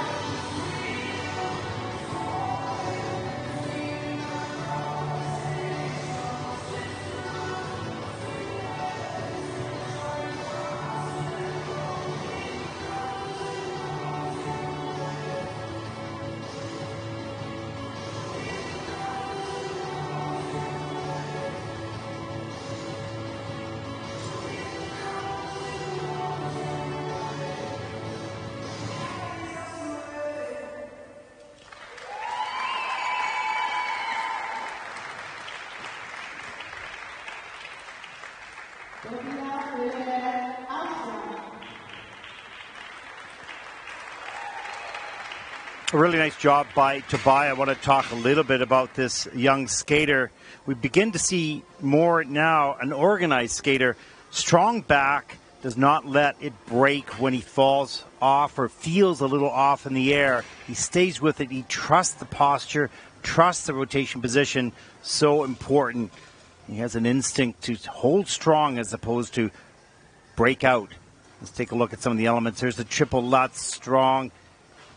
It has to do a three-turn, but up into the double toe loop. So has a good instinct of the momentum. There's the triple flip on a big lean, but keeps the back pretty strong and has most of the weight on top of the foot as he lands. Here's a look at the double axel. Arms and free legs snap through into the Euler, up into The triple salchow, well done. Just watch the upper body for those young skaters out there. Watch the strength of the back. As we see a triple loop, back is straight, back is right on top, the hips, knee, and ankle on the landing. And triple Lutz on a big lean there as well, but has enough of the weight on top of the foot to not have to take the fall.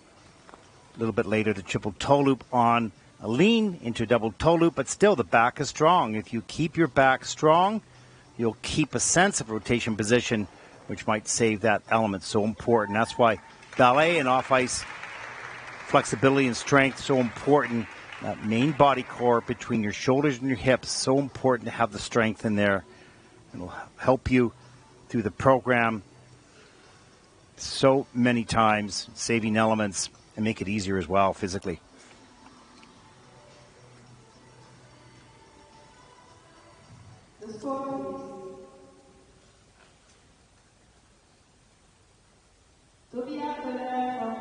Free program scored for Jediah 106.99. That's first in the free program.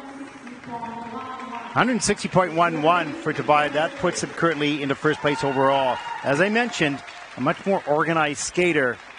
Little mistakes didn't become big mistakes.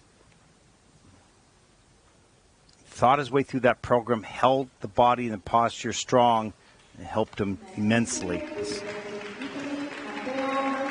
Our next skater from Italy, Mateo Naboni, 17 years old, second junior Grand Prix season, 15th after the short program, 115.22 personal best last season at the Baltic Cup. He'll start his program skating to Something in the Way by Nirvana.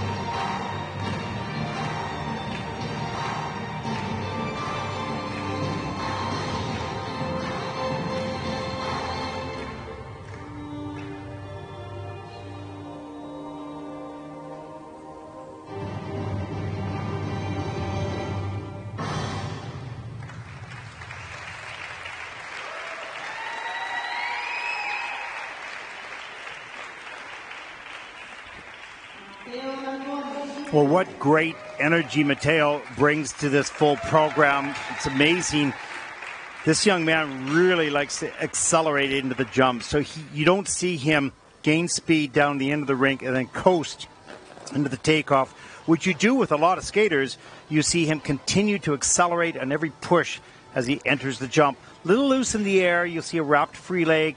He's going to need to tighten that up to get the quads. Certainly has the power. There's the triple axel. Nice and tight in the air on that one. And here's the planned quad toe in the future, but just a nice easy triple toe here in the Junior Grand Prix right now. There's the triple lutz. You see the legs are a little loose in the air. Not a huge deal yet because has enough height. As he grows and starts to develop more muscle. There's a triple flip. You can see a little slow on the checkout of the landings as well. And he is growing right now. You want to see that free leg is a little slow coming out, a little messy going up into the double salchow. But we saw some great energy here near the end of the program. He's in good shape, good condition, nice and strong. But some work to do in refinement. Great flying sit spin position in the air. Nice low type position. That's a level 4 flying sit right at the end of the program with a plus GOE. So got some good qualities. 4 of the jumping elements in the minus GOEs. So from a quality perspective, losing a couple points there. Lots of ability with this young man. He's in good hands with this set of coaches, that's for sure. And, you know, the coaching job takes a lot of time to refine the details. You cannot teach the perfect end product day one or year one or first decade, really. It takes strategy in developing each individual skill, polishing it up, going to the next one, polishing it up, and so on. It's easy to sit here and analyze. It's much more difficult. These coaches have their job. 104.34 from Mateo. That is a 157.70 for the competition. It'll put Mateo currently into second place overall.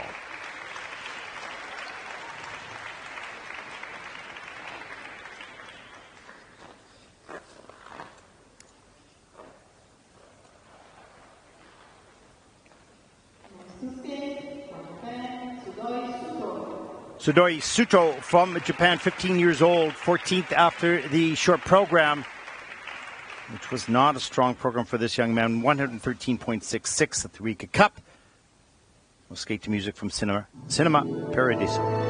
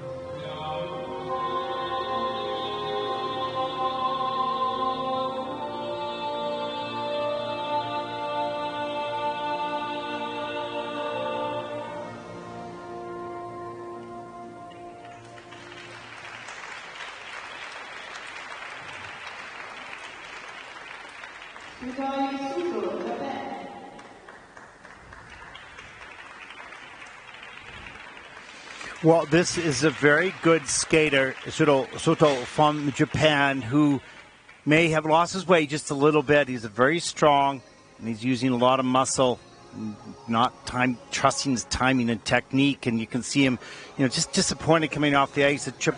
That's the second triple axel. He was successful on the first one. As we take a look here at the triple loop on a lean, has to step out of that as well. So when you lose your way, you don't know where you are in the air. And when you hit the jump, and gets into the triple F double toe loop, it's almost more lucky when you hit it than when you don't. There's a double axel into the triple sacco, over rotating. So not knowing where you are in the air and the timing of the checkout is so problematic because you keep searching for it, and you open up early, then you open up later, and you can't find that sweet spot of the timing. And you can see in his facial expression at the end of the program just total frustration, because it's a good skater, strong, he's sensitive in some of the performance aspects, but lost the feel. And how do you get it back? Well, you get back to training, and you spend a little bit more time in the training rink, running the program, remembering what it feels like on the good elements and forgetting about the feel on the bad elements. And what happens when you train mistakes, you have muscle memory. You keep repeating those mistakes, and you have to break that trend. And it's really a difficult trend to break when your body feels that something that is wrong is actually right. That's what it feels like. It feels right, but it's wrong. And you have to break that trend into making the body feel something that might feel wrong a little bit, but that's actually correct. So it's a complication between what you're being told and what you feel.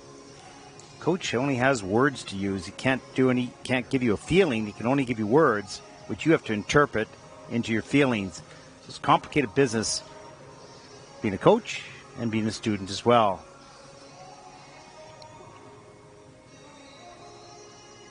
And you feel so bad for Suro because he can do these elements. He just lost the feeling at this time in his career. And hopefully he'll turn that around quickly. 108.83, that's first in the free program. You can certainly see the other qualities there are giving him those scores. 164.18 for the total competition. And that'll bring him currently into first place. Can you imagine if he lands all those elements like he's capable of? Much bigger scores. He takes the lead so far in the competition.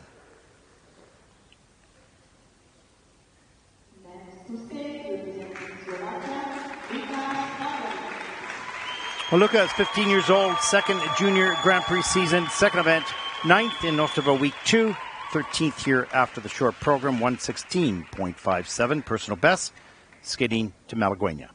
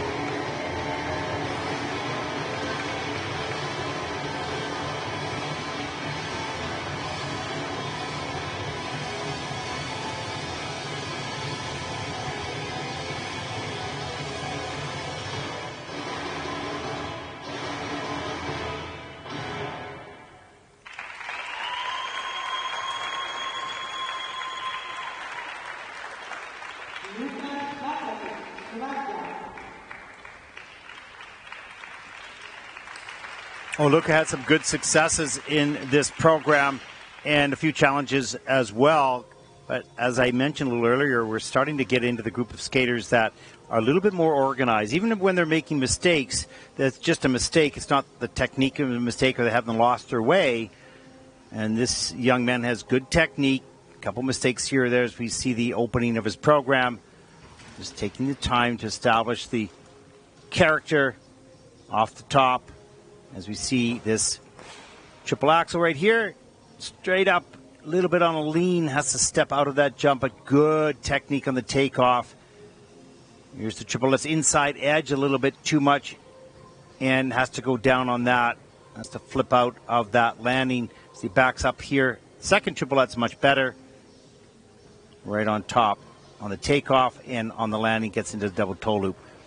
And I want to slow this down quite a bit. Really nicely centered. Look at this reverse leg behind. It's so difficult. Takes tremendous flexibility and centered that spin perfectly. And as we see a little bit later in the program, triple flip into double toe loop, double loop. Good sequence there. So this is much later in the program where fatigue begins to set in, but he's in good shape. Gets the triple Salchow down and swingy landing, but uses that momentum to swing himself up into a double axel, which was a little rough on the landing as well. But good thinking, going for maximizing his points, of course. So some good thought process throughout that program. Needs some work on posture, certainly with the arms as well. Details, small, refined details that only come within time that he probably doesn't care about at the moment, but will as he continues to grow and improve and have new programs and whatnot. So lots of ability, lots of strength, coordination, athleticism, and a pretty good strong back position as well. As we 116.57 is his personal best. I don't think he'll break that here right now, but 106.38 and a 161.86 for the competition. That'll put Luca currently into second place.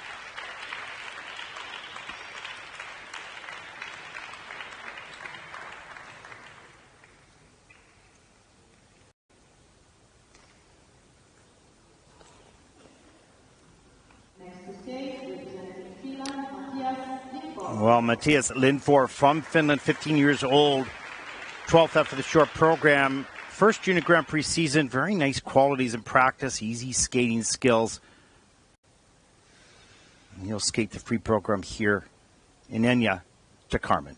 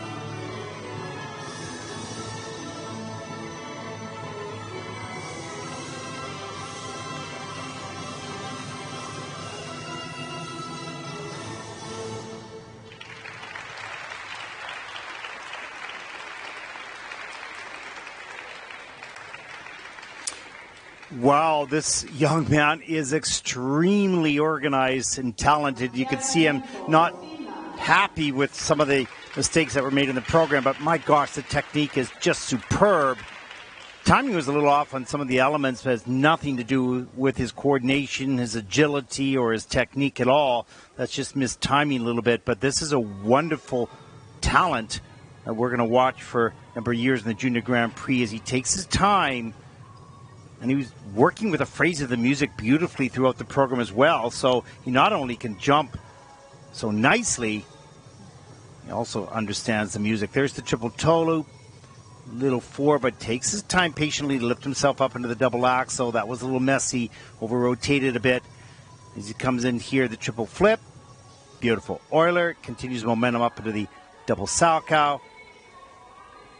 The back is pretty strong. Positions are pretty good on the landing. There's the second triple Lutz, which popped into his single. You can look down, he's really getting frustrated right now, but he had to keep it together, not let that bother him. A little bit in and out of the performance. But here's the triple Salchow. Nice, beautiful timing and technique. Holds the landing, carries through to some of the music. He cares about the PCs as well, as you can see him taking some steps and transition and the choreographic steps as well. The Ina Bauer, slow with the arm movements and the hands. There's more detail in this skater than what we've seen in the previous skaters. Mistakes too, no problem. But overall, highly skilled, talented, and taught, and well-trained. And bright future. 15-year-old Mattias Lindfors from Finland. Nice. Mattias Lindfors from Finland has a free skating 109.69. 109.69. That's first in the free program with 168.15 for the competition as Mattias takes over the lead. Lots of ability and talent, this young man. Watch for him next season. Very exciting indeed. As we're going to take a break during the ice resurfacing, we've got some more videos to play out for you as we take a look at the current standings in the men's free program. Well, we're going to take an interview that I did with Matteo Zani from Italy here in Egna. Very interesting young man, wonderfully talented coach, of course. And then we're going to go to Champéry for the change combination spin. Interesting background on that element, and then speed skating documentary teaser you won't want to miss. We'll take a short break during the ice resurfacing. We'll be back. Stay with us. Here in Egna with the ice dance champions, Katarina Mrazikova and Daniel Mrazek of the Czech Republic. Just extraordinary. Now, I hadn't seen you in Ostrava skate, so this is the first time. And when I watched you in practice session, I just couldn't believe how incredible and how fast that you were. But I wanted to ask you, I know you're both single skater. How did the transition from single skating to ice dance happen? I think Danny can start because it was really up to Danny. Basically, I got injured with my ankle, and it will never heal. Like I will not be able to jump quads. So the doctors told me you will probably not be able to jump normally like before. So I asked them, okay, so I will do ice dance, can I? And they say yes. So since that moment, I told to my sister, okay, do you want to do ice dance with me? And she said yes, and we continue with ice dance, with the hard work, and we just focus on that. And so you left single skating right away just to go right into ice. Did you continue to single skate? No, I didn't. And I wanted to do ice dance because I was not the best in jumps, so I was very happy that we started to do ice dance. Okay, now I have to ask you because I've never seen an ice dance team skate so fast and so aggressive. It's not just the speed that you carry across the ice and the flow, all the other brilliant work that you do as well, but how do you keep that speed up throughout that program? It's just extraordinary. It looks like you never want to slow down. You only want to continue to speed up with the deep edges. Is that a conscious thought? I think like we are just trying to focus on practice on this, so yeah, we just try to push on when we skate on the practice, and that's it. Yeah. Of course, every day we want to push more, we want to glide more, we try to see the best skaters, and we try to improve and to be like them, or even better in the future. We just want to improve every day, and we will see what will happen. Now, I just don't want to focus on the speed because you have so many other wonderful skills, of course, as well.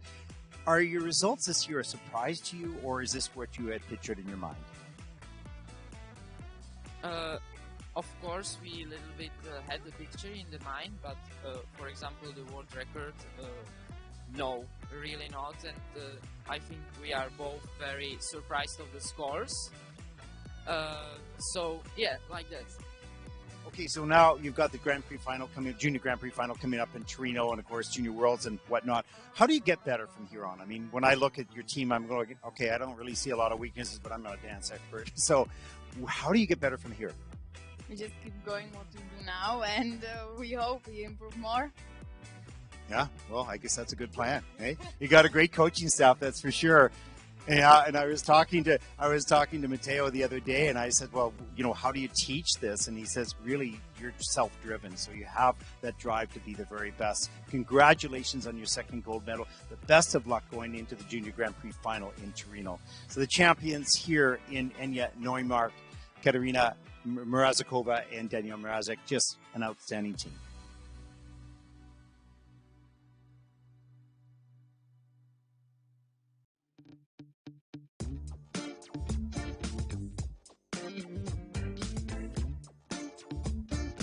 Hi everyone, my name is Yerevan and I'm coaching at the Center of Excellence in Chambéry, Switzerland. Today I will introduce you to the upright spin. In the spinning element we have three basic positions: the camel spin, the sit spin and the upright spin. The upright spin is one of the most important positions because it's a basic element and it will also help you to work on all your jumps for your rotation. Any position with the skating leg extended or slightly bent and is not a camel's position will be considered as an upright spin. For your upright spin, you have to be able to extend yourself as much as possible. If you do so, you will release some pressure on your blade and it will help you to turn faster. By doing this on your second foot, you will also work on your air position for all your jumps.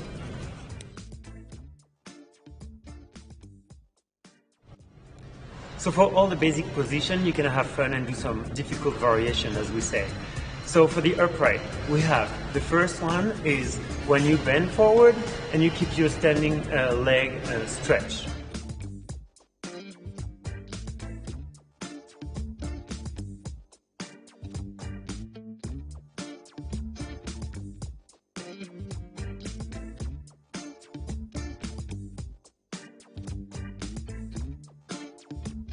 The second variation would be when you grab your foot and you go in front of you or on the side.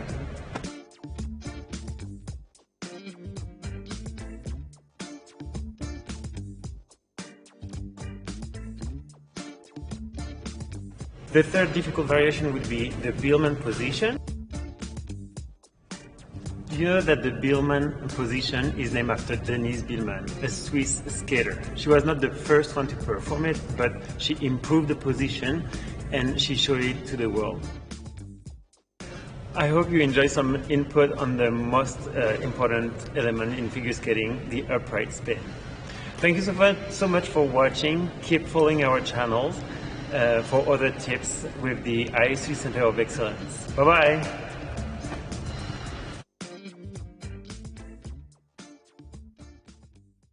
We're all speed skaters and that's what we train to do, and when you're training for kind of nothing when you can't skate, then what's the point? Mentally it's a bit hard when you can't do the things you want to. Forget how many months or days we were in lockdown.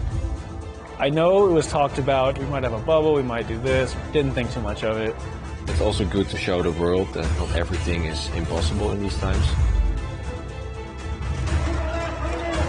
my head, I was thinking, oh my God, like I want to go home because I don't feel ready for this.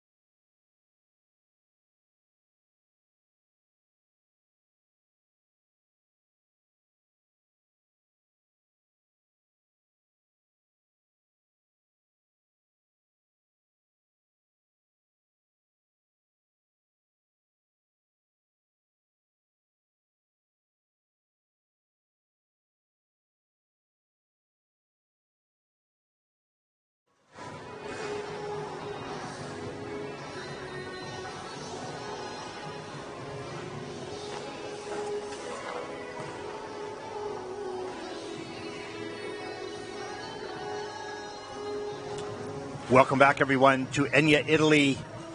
Day 3, final day of competition here. And the final event on the Junior Grand Prix Series 2022. I'm your host, Ted Barden. And we have group number 5 in the men's free program on the ice for their warm-up. As we start to zero in on the final group of skaters, and some of whom have a shot at the Junior Grand Prix final as the pressure mounts. And you'll see a big difference between the first few groups of skaters and these ones who have, generally speaking, more facilities, more opportunity, more training time, maybe more experience as well. You'll see difference in the quality of the skating skills, jumping skills as well, and perhaps a little bit more connection with the music. That part of skating that at juniors takes a little longer to develop as a skater matures and is more secure with their technical repertoire. They're a little bit more free to begin to explore how to interpret music and get connected to it, the program and the concept and the story. Well, we have a couple questions come in from Babsivan. Thank you for that. Why is the Junior Grand Prix coverage done in English? It's a good question. English is the official language of the ISU. So when they'll put out a broadcast, it will always be in English. And then, of course, the national television or the television networks that buy the rights to these events, of course, would broadcast in their own language. But for the ISU, it would always be English first. What's my favorite breakfast food? Well, cereal, but evidently I'm not supposed to eat cereal. So there's certain types you're not supposed to eat as we look at the flag from Kazakhstan.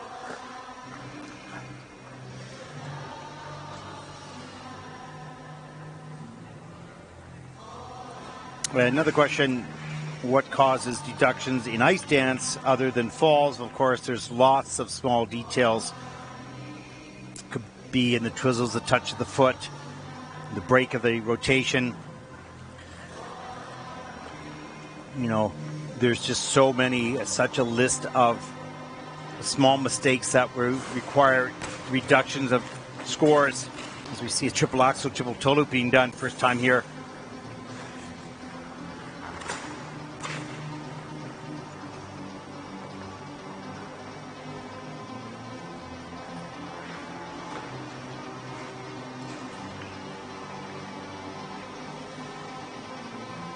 You know, each one of the technical elements has certain criteria to obtain the levels of difficulty, plus the GOE scores. So those scores will get reduced if the criteria is not met.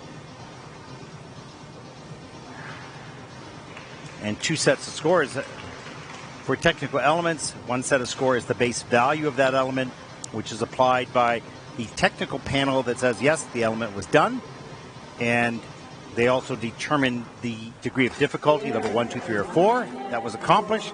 Then the judges will add to a score, add to that score if it is done well, and if it is not done well, the specific criteria require them to reduce that score. So there's lots of different people adding to those total scores. No one person decides on the total.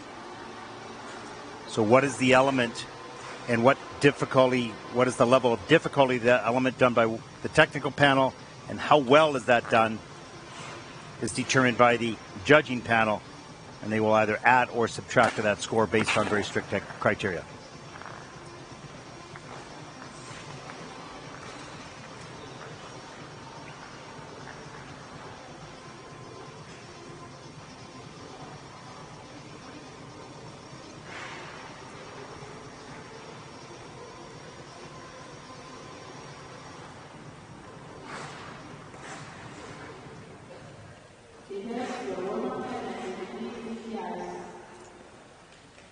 And as we get started on group number 5 in the men's free program, coming up after this event, 8 groups of women in the free program, and that'll complete the Junior Grand Prix season.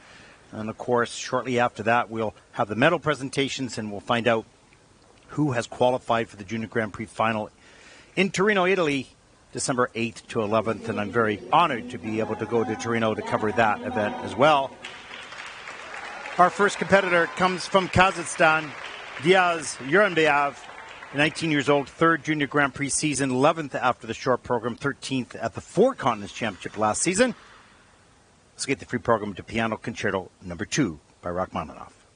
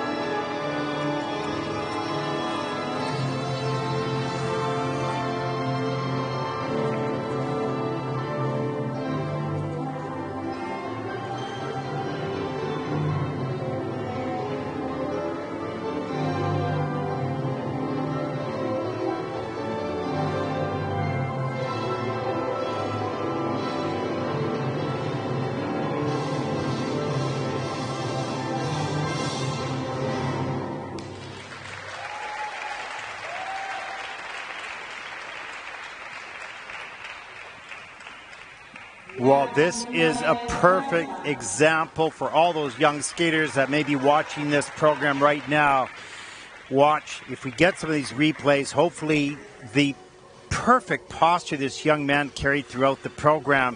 Straight and strong back, head up, shoulders down. It not only secured his jumps, even when they were mispick a little bit or not have the height that he would normally have on some of the better jumps, he still was able to land them beautifully through that posture. Just incredible. Such a lesson for skaters, and it's hard to spend the time on posture. You'll get that out of ballet, obviously, as the skater moves to the kiss and cry. We may not have some of those replays, unfortunately. We'll see. But this skater's posture was what makes this young man a contender not only now but in the future. Beautiful skating, wonderfully performed to the music. The phrasing was awesome. And you can see a smile coming off the ice. All the elements were there. As soon as that back is straight and strong, you're secured, even if the timing is a little bit off. You can't emphasize that enough, that the strength between your shoulders and your hips, so important for the stability of pretty much every technical move in skating, as well as the performance. Wow. Diaz Yerevan from Kazakhstan. Personal best, 126.39. He might come close to that here with today's performance. That's the first clean performance we've seen today. 11 elements. 5 were under review. All have been cleared. Yeah, absolutely outstanding. That is the type of skater that you want to develop early on, so that when you move into quads and into more deep presentation material, storytelling and whatnot, you want to have that posture that provides the stability that you need to tell a story and perform a sport. Let's take a look. Free program scores. 126.36, just 3/100 shy of his personal best. 186.71 as Diaz clearly takes over the lead at this point in the competition. Wonderfully done.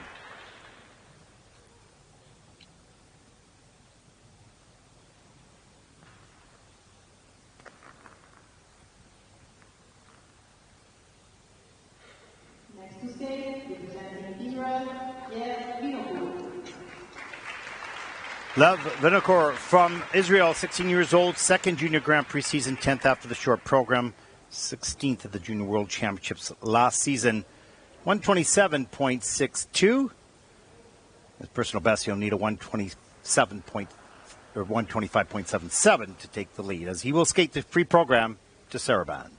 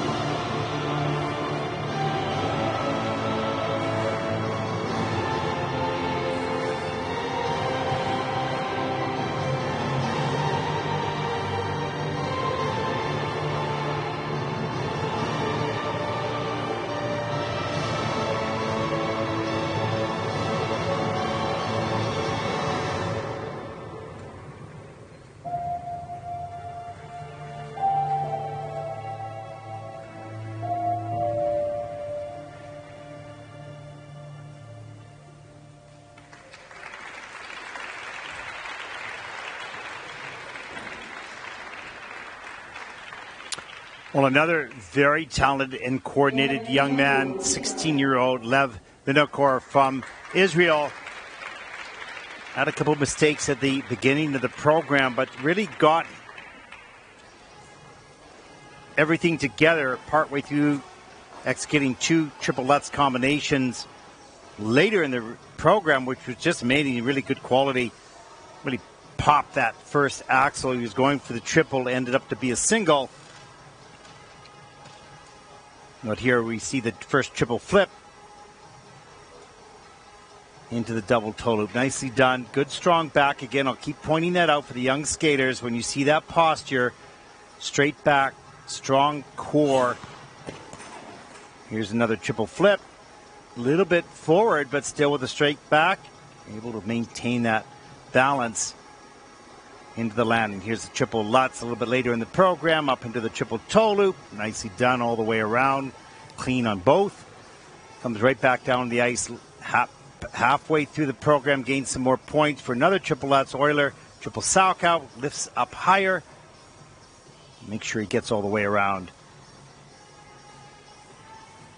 And nice triple loop as well. A great jump technique. Tight and fast into rotation. Here's some of the choreo sequence. Great upper body movement and engagement right to the music. So this young man really has all the skills. It'll just depend on how they get developed into the more difficult elements, the quads, triple axel, which we didn't see in this performance. He certainly can do it, but didn't materialize here in the free. Nicely centered. Change combination spin level 3, missing one feature. All the elements except for one were in the plus GOEs, so only one. It was the triple flip that had a minus 0.8, but or 0.08, pardon me. Really nice qualities. Lots to work with this young man as we see him develop over the next few seasons.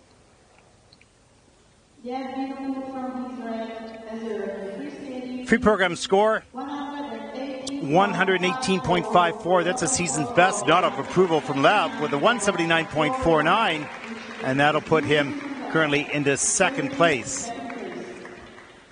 And there it is, the leaderboard. Top 5 so far as he blows a kiss to someone in the crowd.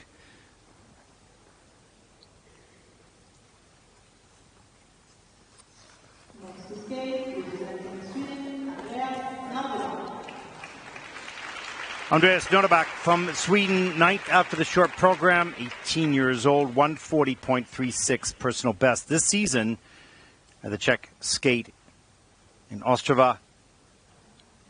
I'm looking to top that score right now. We saw a triple axel combination in the warm-up. Will it happen in the free program? We'll find out right now as he skates to violin concerto number 1.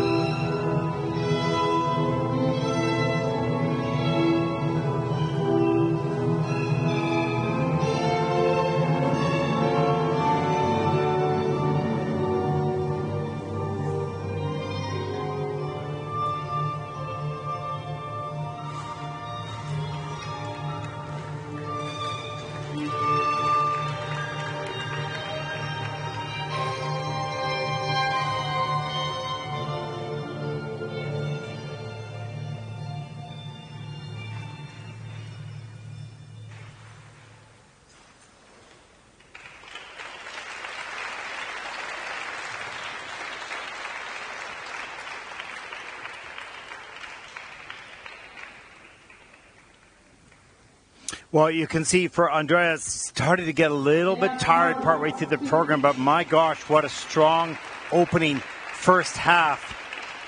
Wonderful technique. Once again, young skaters, strong back, good posture, but fatigue started to set in partway through, and that posture started to break down a little bit. Reactions and actions became a little bit slower. That's why conditioning is so important. You need that quick reaction, not only at the beginning of the program, which you have naturally because you're not tired yet, but at the end as well. Let's take a look. Triple Axel, beautiful. Gets a free leg back right away so quickly into the triple toe loop. So nicely done. The second triple axel here, slow it right down. Looks good on the takeoff and just over-rotated. Didn't check out fast enough to stop the rotation and just continue to rotate a little bit on the landing. Here's a triple flip. No problem. Nice and soft knee bend. Good speed and flow on the connecting edges after that. Transitions into and out of these elements. A little tight on that landing. And pushing great air and that toe Arabian into the flying camel spin. That's in a level 3, so missing one feature on that, but nice positive GOE as well. So good quality through most of the elements in this program. Reaches down for the triple Lutz. Euler right up into the Salchow. Very quick, and then slips off that edge. Just took it for granted a little bit. Didn't keep that upper body moving with his hips. There's the next triple Lutz. And it starts to get tired now. And didn't get the lift. And not checking out quick enough. Watch the free leg touch the ice there. Up into the next double axel, free leg touches the ice there again. You see the core of the body, the back started to break. Didn't stay straight and strong. But hey, nevertheless, great start to that program. Really a talented skater. Much more to come from this young man during the season, I'm most certain. Let's take a look at the scores. 127.71, that's first in the free program with a 190.33. That puts Andreas currently into first place overall.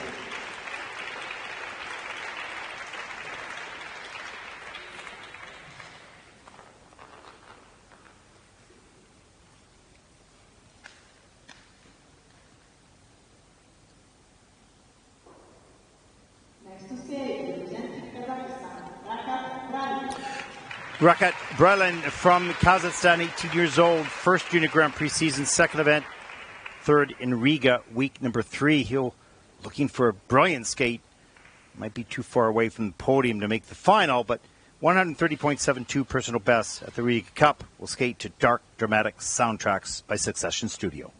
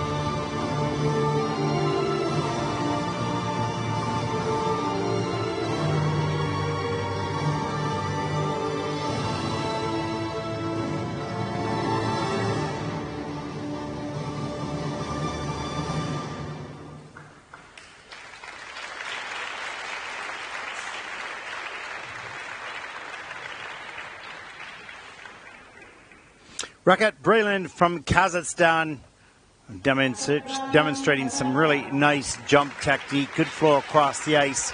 One thing I will point out, and we'll see that on the replays, is there were not a lot of transitions. There was a lot of basic skating between the elements, and the elements are pretty good. He's got good technique, he's strong, and has wonderful flow across the ice, but you're going to want to connect those technical elements with some turns and some edges, some relationship to the music, as we see here.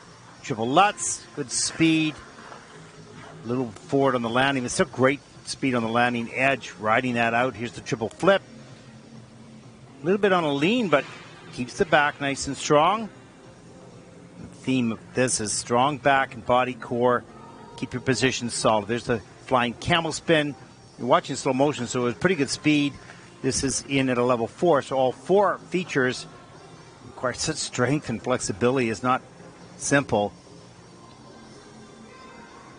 And a little bit later, here's the triple Lutz. Leans forward up into the double toe loop. But I took this part of the program right now because I wanted you to see this is the preparation for the next element. There's a lot of the basic skating around the corner. There's no turns, no real connection with the music here. It's not to be critical. I'm just being analytical here. Setting up for the elements. Again, not a lot of connecting steps, edges, or turns. And so an area that Rakat may want to work on as he continues the season and moves up into senior in the future as well. And the triple loop, nicely done. Pushes down and pushes up all the way to get the triple toe loop done. Minus GOE, but accomplishes the jump combination. Gives up a little bit of GOE points in order to get the points for the base value.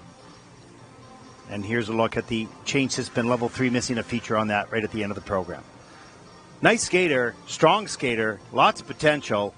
Just needs a little bit more detail in the program between the elements.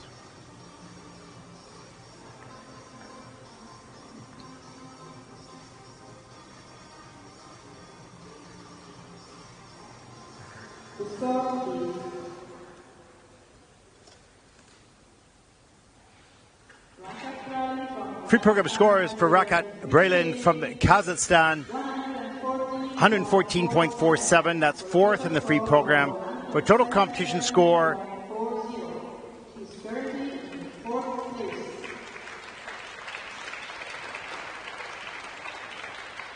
of 177.40 for Rakat. That puts him currently into 4th place. Now our next skater won last week's event in Gdansk, but finds himself in 7th place. As we just wait for the pictures. Here he is. Found himself in 7th place, 7 points out of the podium. If he can climb back onto the podium, and he has the potential to do so, but he's needing to skate clean. Takuru Amin Kataise from Japan, 155.18, earning that last week in the free program.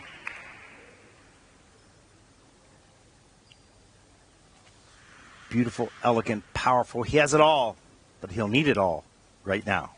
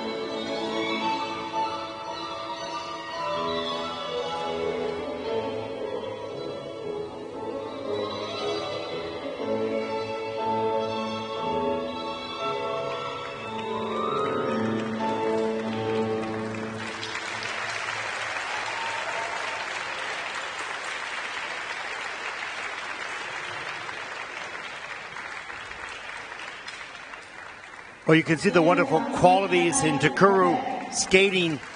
He started out really shaky, opening up on that triple axel. And I thought, oh boy, he had a really kind of a disastrous short program here. And I thought, oh no. But he started to pull it together. He made a couple mistakes throughout the program, but he didn't let it all go, which is really good. Had good fight throughout it. And you can see the qualities, wonderful soft knees, great acceleration. As we take a look here, that triple axel open up. He's on a lean on the takeoff, so probably wise to open up on that. Here's the second one. This was much better. Off the end of the edge. Gets the free leg back, pushes up as high as he can on the triple toe loop. Nicely done. Comes back down the ice. You see great speed over the pick on the triple flip. Soft knees, good inside, outside edge into the sit spin. Wonderful speed. You're looking at slow motion here. And this is a change combination spin level 4 with a plus GOE of almost 1 point. So gaining points with quality as well. Here's the triple loop. And this one was outside the circle. You see the lean to the outside of the circle. Triple Lutz here. Gets that done later in the program. Soft knee in the landing. Beautiful soft knees throughout there. I wanted to extend that. There's the double axel watch into the triple toe loop. And just has to put the free foot down as well. Little loss of balance there. Triple Saka up into the double axel and up into a double toe loop. He knew he had to keep fighting for those points. Kept himself together, kept organized. Had a couple small mistakes throughout the program. His season's best was 155.18. Of course, he's not going to touch that score because that was huge. That was in a clean program last week. But he'll certainly have enough to take the lead at this point of the competition. And much will depend, of course, on the next 6 skaters. The top 6. Will he be able to climb up to podium position and qualify? Wow. Was it good enough? Oh, might fall just a bit short, but it might be as well. It all depends on the next group. Let's take a look at the free program score for Takuru of Japan. 135.79. That's first in the free program with a 201.35. As Takuru takes over the lead, 6 skaters to come. Needs to beat at least 4 of them by enough points to earn his way onto the podium. Think it's going to be difficult, but we shall see. Final group. Group number 6. Take to the ice for the 6-minute warm-up as you get introduced. Oh,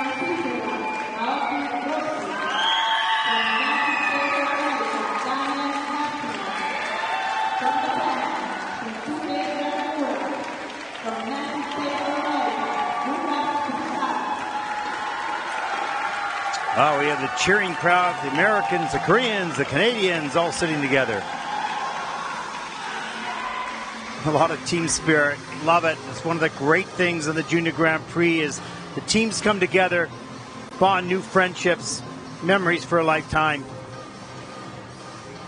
and experience as well. This is where you grow and mature, not only as a skater, maybe more so as a person.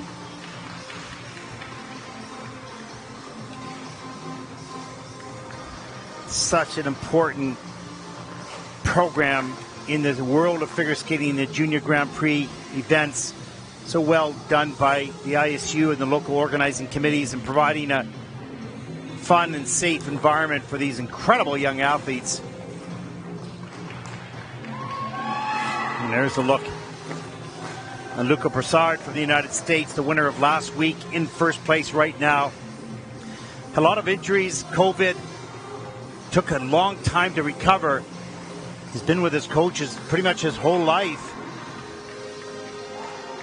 Beautiful skater, starting to feel the strength and power that he had before the injuries and illness, and starting to realize his potential as he moves forward in his career. Such a nice young man. Had the pleasure to interview him, of course, as the winner last week.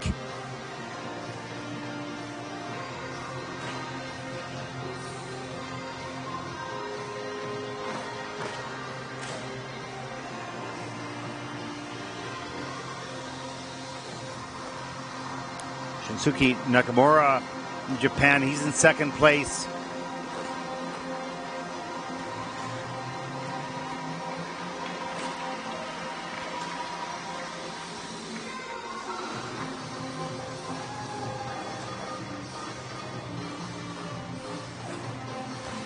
Wow, beautiful triple axel.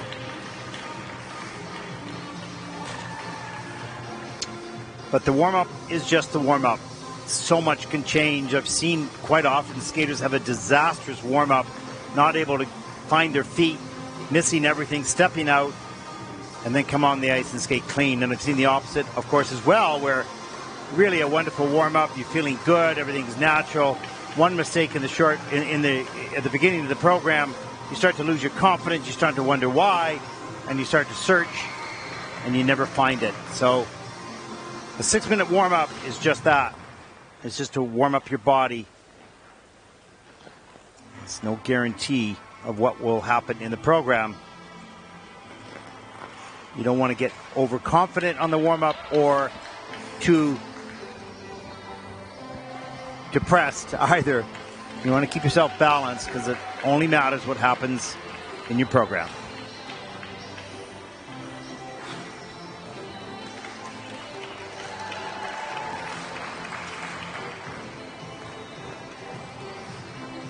Once again, as we near the end of the men's event, I want to thank the Italian Federation, the local organizing committee for such a fine job as we look at the Canadian Alexa Rakic, who has a quad toe and triple axel. We'll see if that happens in the program.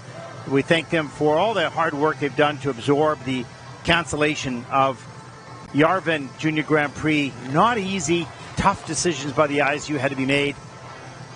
And these local organizing committees, both in Gdansk and here in Italy, did an amazing job to accommodate all the new people. And the judges had longer events to judge. I mean, think about that, 44 women in the free program. That's going to be almost 7 hours, 6.5 hours for those judges to keep their focus and concentration. Absolutely not easy to do. But everybody is just coping to help the athletes to get to 2 Grand Prix events in, as we take a look at the skaters who have completed their competition and some fans in the local area watching the final group of men.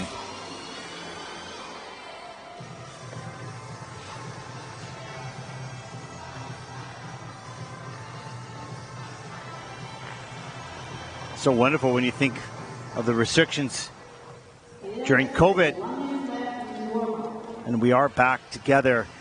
You just have to be careful, of course, that will always be around, but we've got to some degree, these skaters have their passion back. They're skating and they're able to spend time in pursuing their dreams in a relatively normal world. They're able to travel at least. And they have their ice rinks back where they have enough ice time to prepare.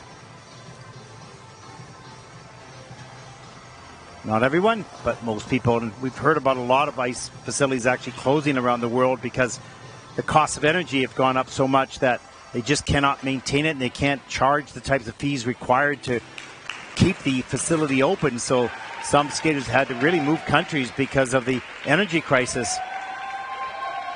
As we look at once again, the group gathered together, Koreans, the Americans, and the Canadians. And here we go. The final 6 medals are to be determined, and so are the final spots in the Junior Grand Prix final in Torino, December 8th to 11th. We'll be there to cover that.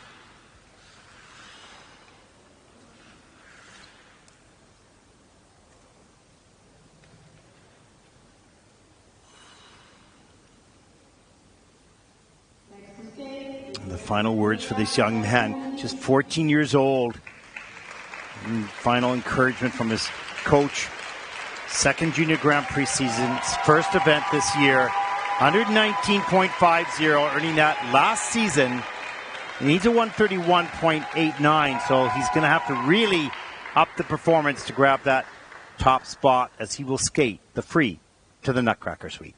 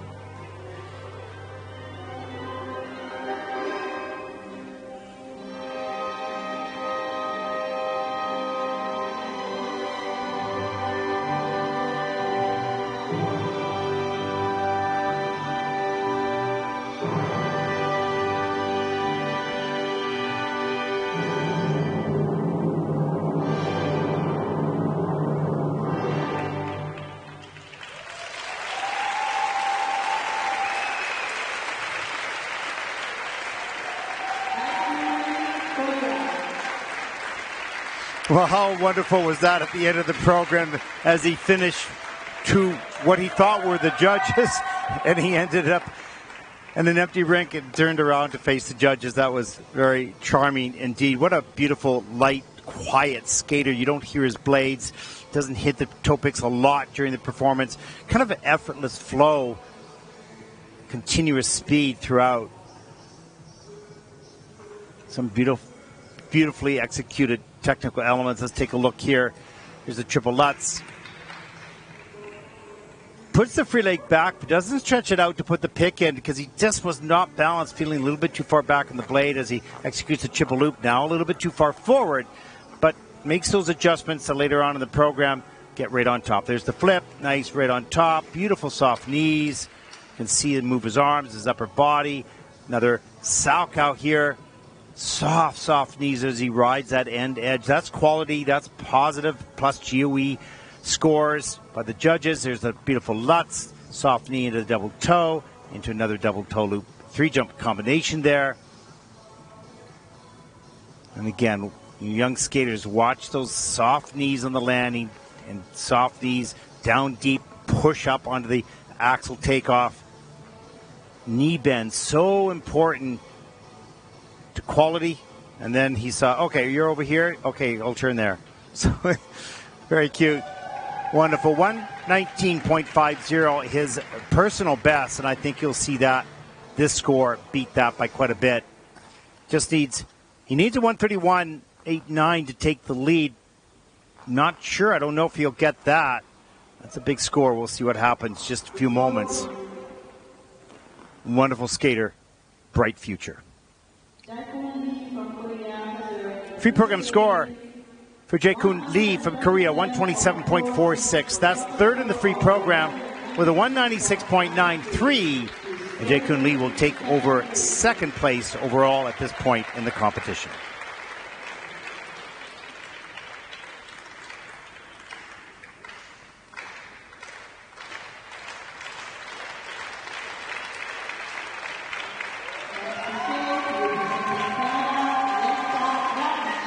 Well, from Canada, 18-year-old Alexa Rakic.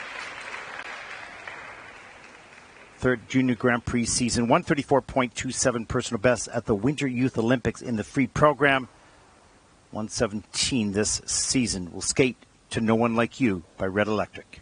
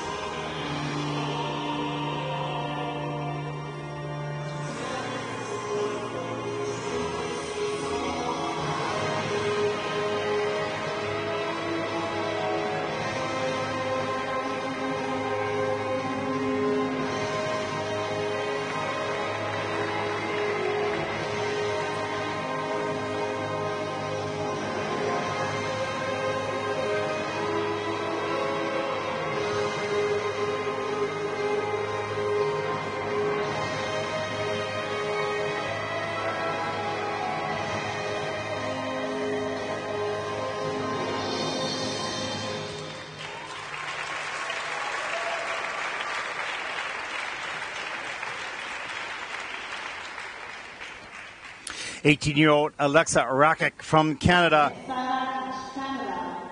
Well, wonderful posture, brilliant extensions, really feels the music. No question, he's got a lot of really good qualities. He'll need to improve the skating skills without question, and speed, and most certainly the attack, because other skaters have that. And you'll see an aggressiveness. Now here's the quad toe. Let's take a look at the landing. This is all the way around. It's good. Just a step out. So good attempt on that. This triple axel just shoves the takeoff a little bit too much. Doesn't carry the flow off that edge. You can see the stopping action on the takeoff. And has to step out. So he's losing the GOE scores, but good to go for those difficult elements. And as we see here, triple Salchow gets the free leg back. Pushes higher. Gets around the triple toe loop. So good work on the elements as this young man has a nice repertoire. There's the triple loop. Pulls that free leg back in time nicely. This was a problem. Triple Lutz. Inside edge right there a little bit. On a lean. Foot was underneath him on the landing, so took a fall on that, but comes right back down the ice and organizes himself for the triple flip. Euler and pushes high. Gets around the triple Salchow. So good work on that jump combination. And there's a look at the final spin. Next stage of development for this young man, aggressiveness and speed. He'll do it in his own way, there's no question. But when you're in a competition and you see those that are in front of you have that aspect, have that, you need it. It's not to copy, it's to catch up. Because you have other fine qualities that they do not have. And you have to dig down deep and find out what it is you have to do differently in your approach. And it is improved. It's so much better than earlier on in the season. There's more attack. More needs to come for sure. As we take a look, free program scores for Alexa Rakic from Canada. Season's best, 126.06. So he's pleased with that. That's fifth of the free program with a 197.56 as Alexa takes over second place overall, with 4 skaters to come.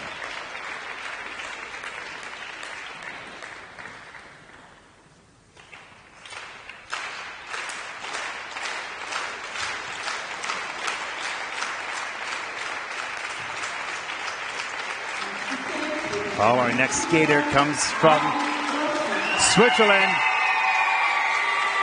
Naoki Rossi, 4th after the short program, 15 years of age.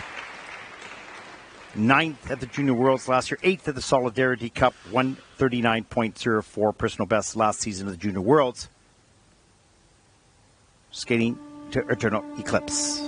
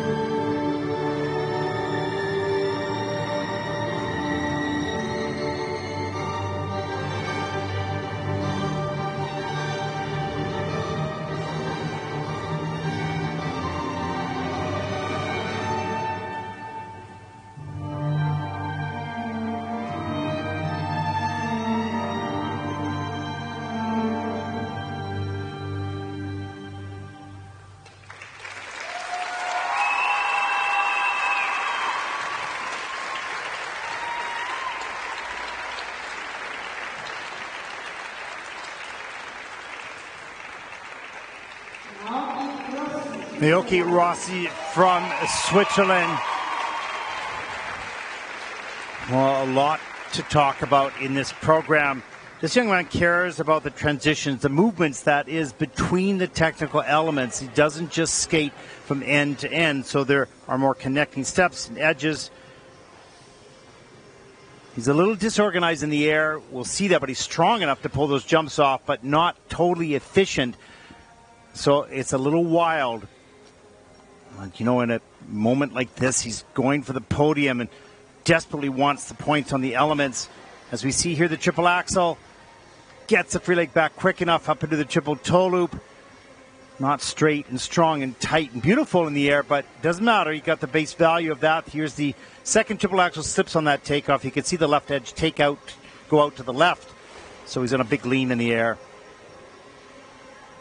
And here's the triple Lutz. Hands above the head, no problem. Straightens up a little bit better on that into a double toe loop as well. Nice soft knees. Here's the triple loop. Watch the air position. Little loose in the air with the legs. So this is not a bad thing. It's fine for juniors, but certainly as he moves into seniors, he's going to want to be tighter and stronger and faster in the air, tidier, more efficient. It'll take some work to get into that, but passionate performer, good spins. 139.04 is personal best, so that's a big score. Season's best was 121.35. Probably will beat the seasons, but not the personal best here.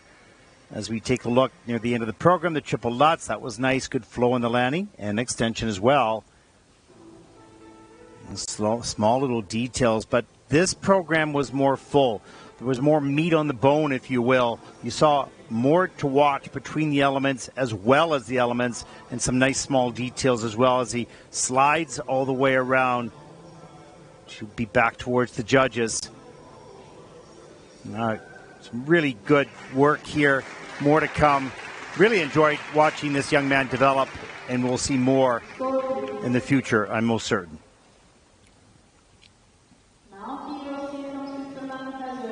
Free program score for Naoki Rossi from Switzerland. Season best, 126.92, not a personal best, 198.63. And that'll put Naoki currently into second place as Takuru from Japan continues to climb. He's in the lead. We have three more skaters. He needs to beat one of these skaters to be on the podium to hopefully qualify for the final.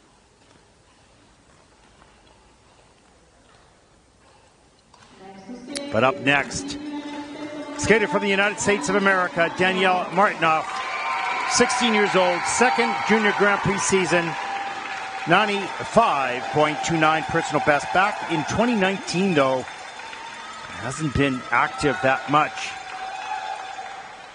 We'll skate to air by Jan Werner.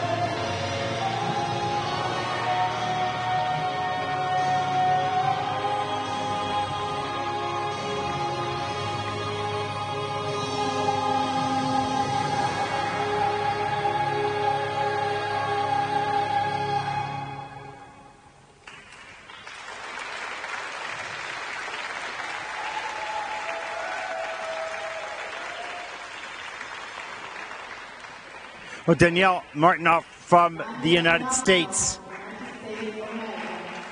Interesting performance. This young man has great jump technique, but he lost control of it during the program.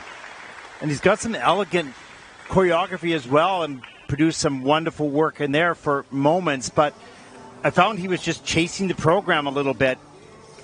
You know, you're in the position on the podium, you're wanting to grab that medal, you're trying so hard, and sometimes you try too hard. Stay with the game plan. You have great technique, you have great timing. There's the triple axel at the top of the program, has to do a 3-turn, that's okay. He's still in control here. Comes down the ice for the triple loop. Little forward, but hanging on, that's okay. Look at this camel spin. Watch it change the forward outside edge right there. Beautiful position. Wonderful quality. Jumps over to the back camel. That's in the level 4 with a nice plus GOE. So good quality on that spin. Here's the triple flip. A little forward on the landing. Gets not around the triple toe loop. Breaks in the middle of the air. So it started to unravel right there. And even though there were some other successes in the program, it wasn't the same. That triple flip Euler, double Salchow, wanting to go for the triple. And there was a couple downgrades, 2 downgrades in the program. So this young man has the ability, but he had to put it all together tonight, and wasn't all there in this occasion. He's got the ability, no question, the timing, the technique. He's got sensitivity. He just needs to train the program a little bit more. You can't power your way to all that. You have to systematically execute timing and technique and a connection with the music. As Takuro from Japan continues to climb this ladder and might make the final after a 7th place finish in the short. We'll see in a few moments as we take a look at Danielle's score for the free program. 115.56, that's 8th in the free program with a 187.91. That's 6th overall. And you can see this man has the potential to be in the podium, no question. Just didn't have enough tonight as we take a look at the top 3 so far in this event.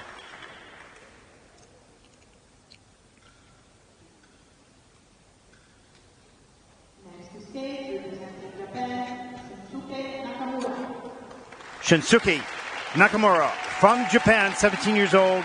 First Junior Grand Prix season, second event. Winner, week 1 in Courchevel, 141.97. Big score there as he started the Junior Grand Prix season. And he'll look to repeat that here to secure a spot in the final in Torino.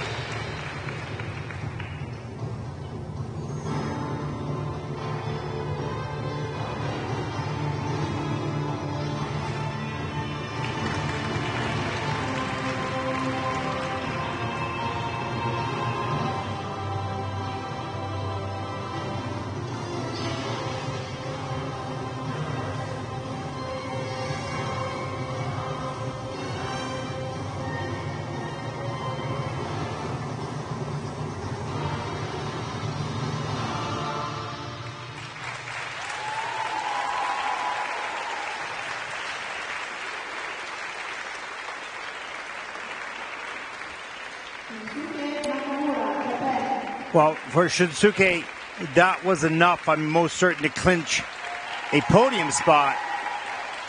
And he had to really work his way through those technical elements, of which we'll see. I wouldn't say that was the most engaging program I've ever seen from a Japanese skater. Pretty workmanlike. Get the elements done.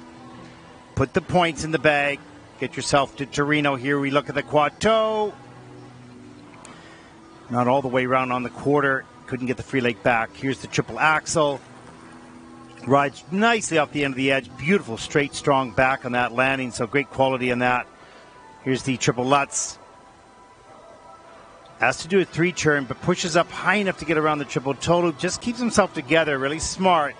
A great reaction to a 3-turn needed at the end of the Lutz. There's the flip. Has to put the foot down a little bit. You can see just not totally on his game. Here's second triple Axel later in the program. Gets it done, but can't get enough momentum up into a double. Has to put that single toe loop on the end of the triple Axel. But he's working his way through this program to get enough to secure podium position and a spot in the final. Kind of left the program connection with the music aside. It's a tough piece of music anyways, pretty strong.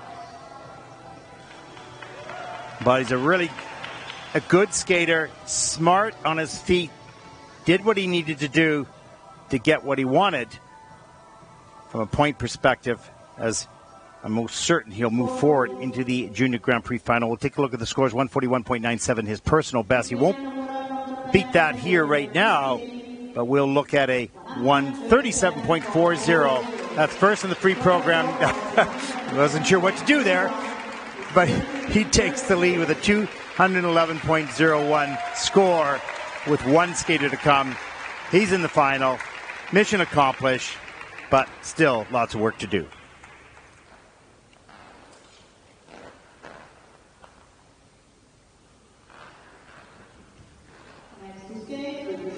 Well, our final competitor comes from the United States of America.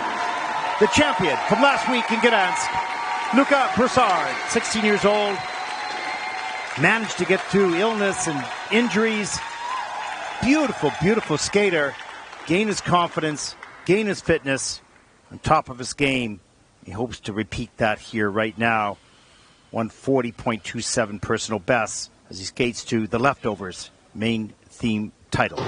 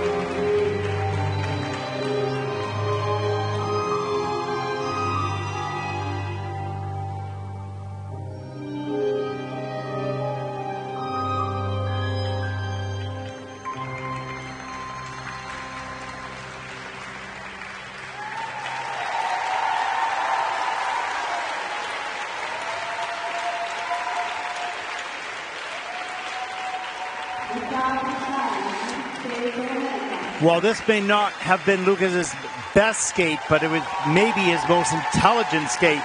He kept it together. Looked a little nervous, skating last, wanting to make the final. And he was just a little tight, but kept it together. Got more comfortable as he went on in the program.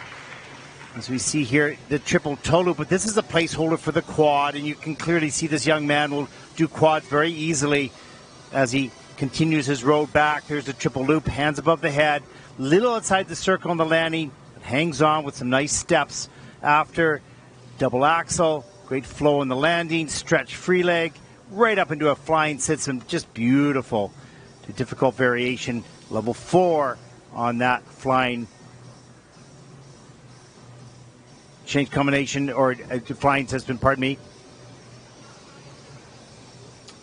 And then a little bit later in the program, there's the triple flip, and he struggled in the air rotation position, really slow in the air. Didn't get all the way around, and has to go down. But comes back with a nice triple Lutz, triple toe loop.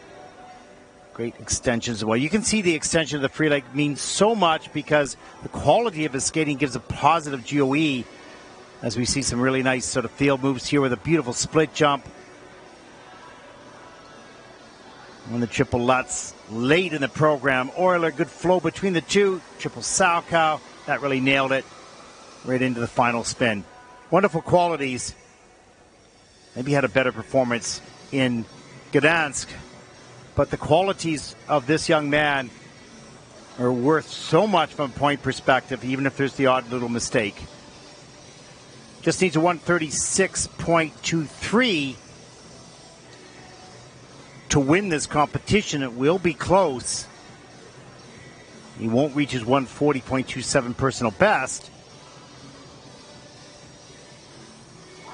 But his program component scores all in the 7s, mid-range of the 7s. So you can see the quality overall of the composition, skating skills, and performance. But he's on his way back. He's really had to struggle through COVID times and injuries and whatnot, and he's gaining his feet and his confidence now on maybe what might be win number 2. That's 136.35. That's second in the free program, but it's a 211.14. Luca Prasad of the United States takes the gold and punches a ticket to Torino for the final. There it is. Look how close that is. 1/10 of a point, essentially, between the two. Wasn't perfect, nothing brilliant, but some wonderful skating as well. As we look at the final results in the junior men's event, Luca Prasad, Shinsuke Nakamura, Takuro from Japan as well, takes third. And he will make the final as well, coming all the way from 7th place. Wow, amazing. And look at the rest of the field. Well, our final event will be coming up in just over 25 minutes, the women's free program. There are 44 entries, and it's going to be a Bard Murray in the last two groups to see who takes the podium and the medals and the points for the Junior Grand Prix final. That concludes our coverage of the men's free program here in Egna, Neumark, Italy. I'm Ted Barton. For all of us here at the ISU, thank you for watching. Stay with us for the women's free program.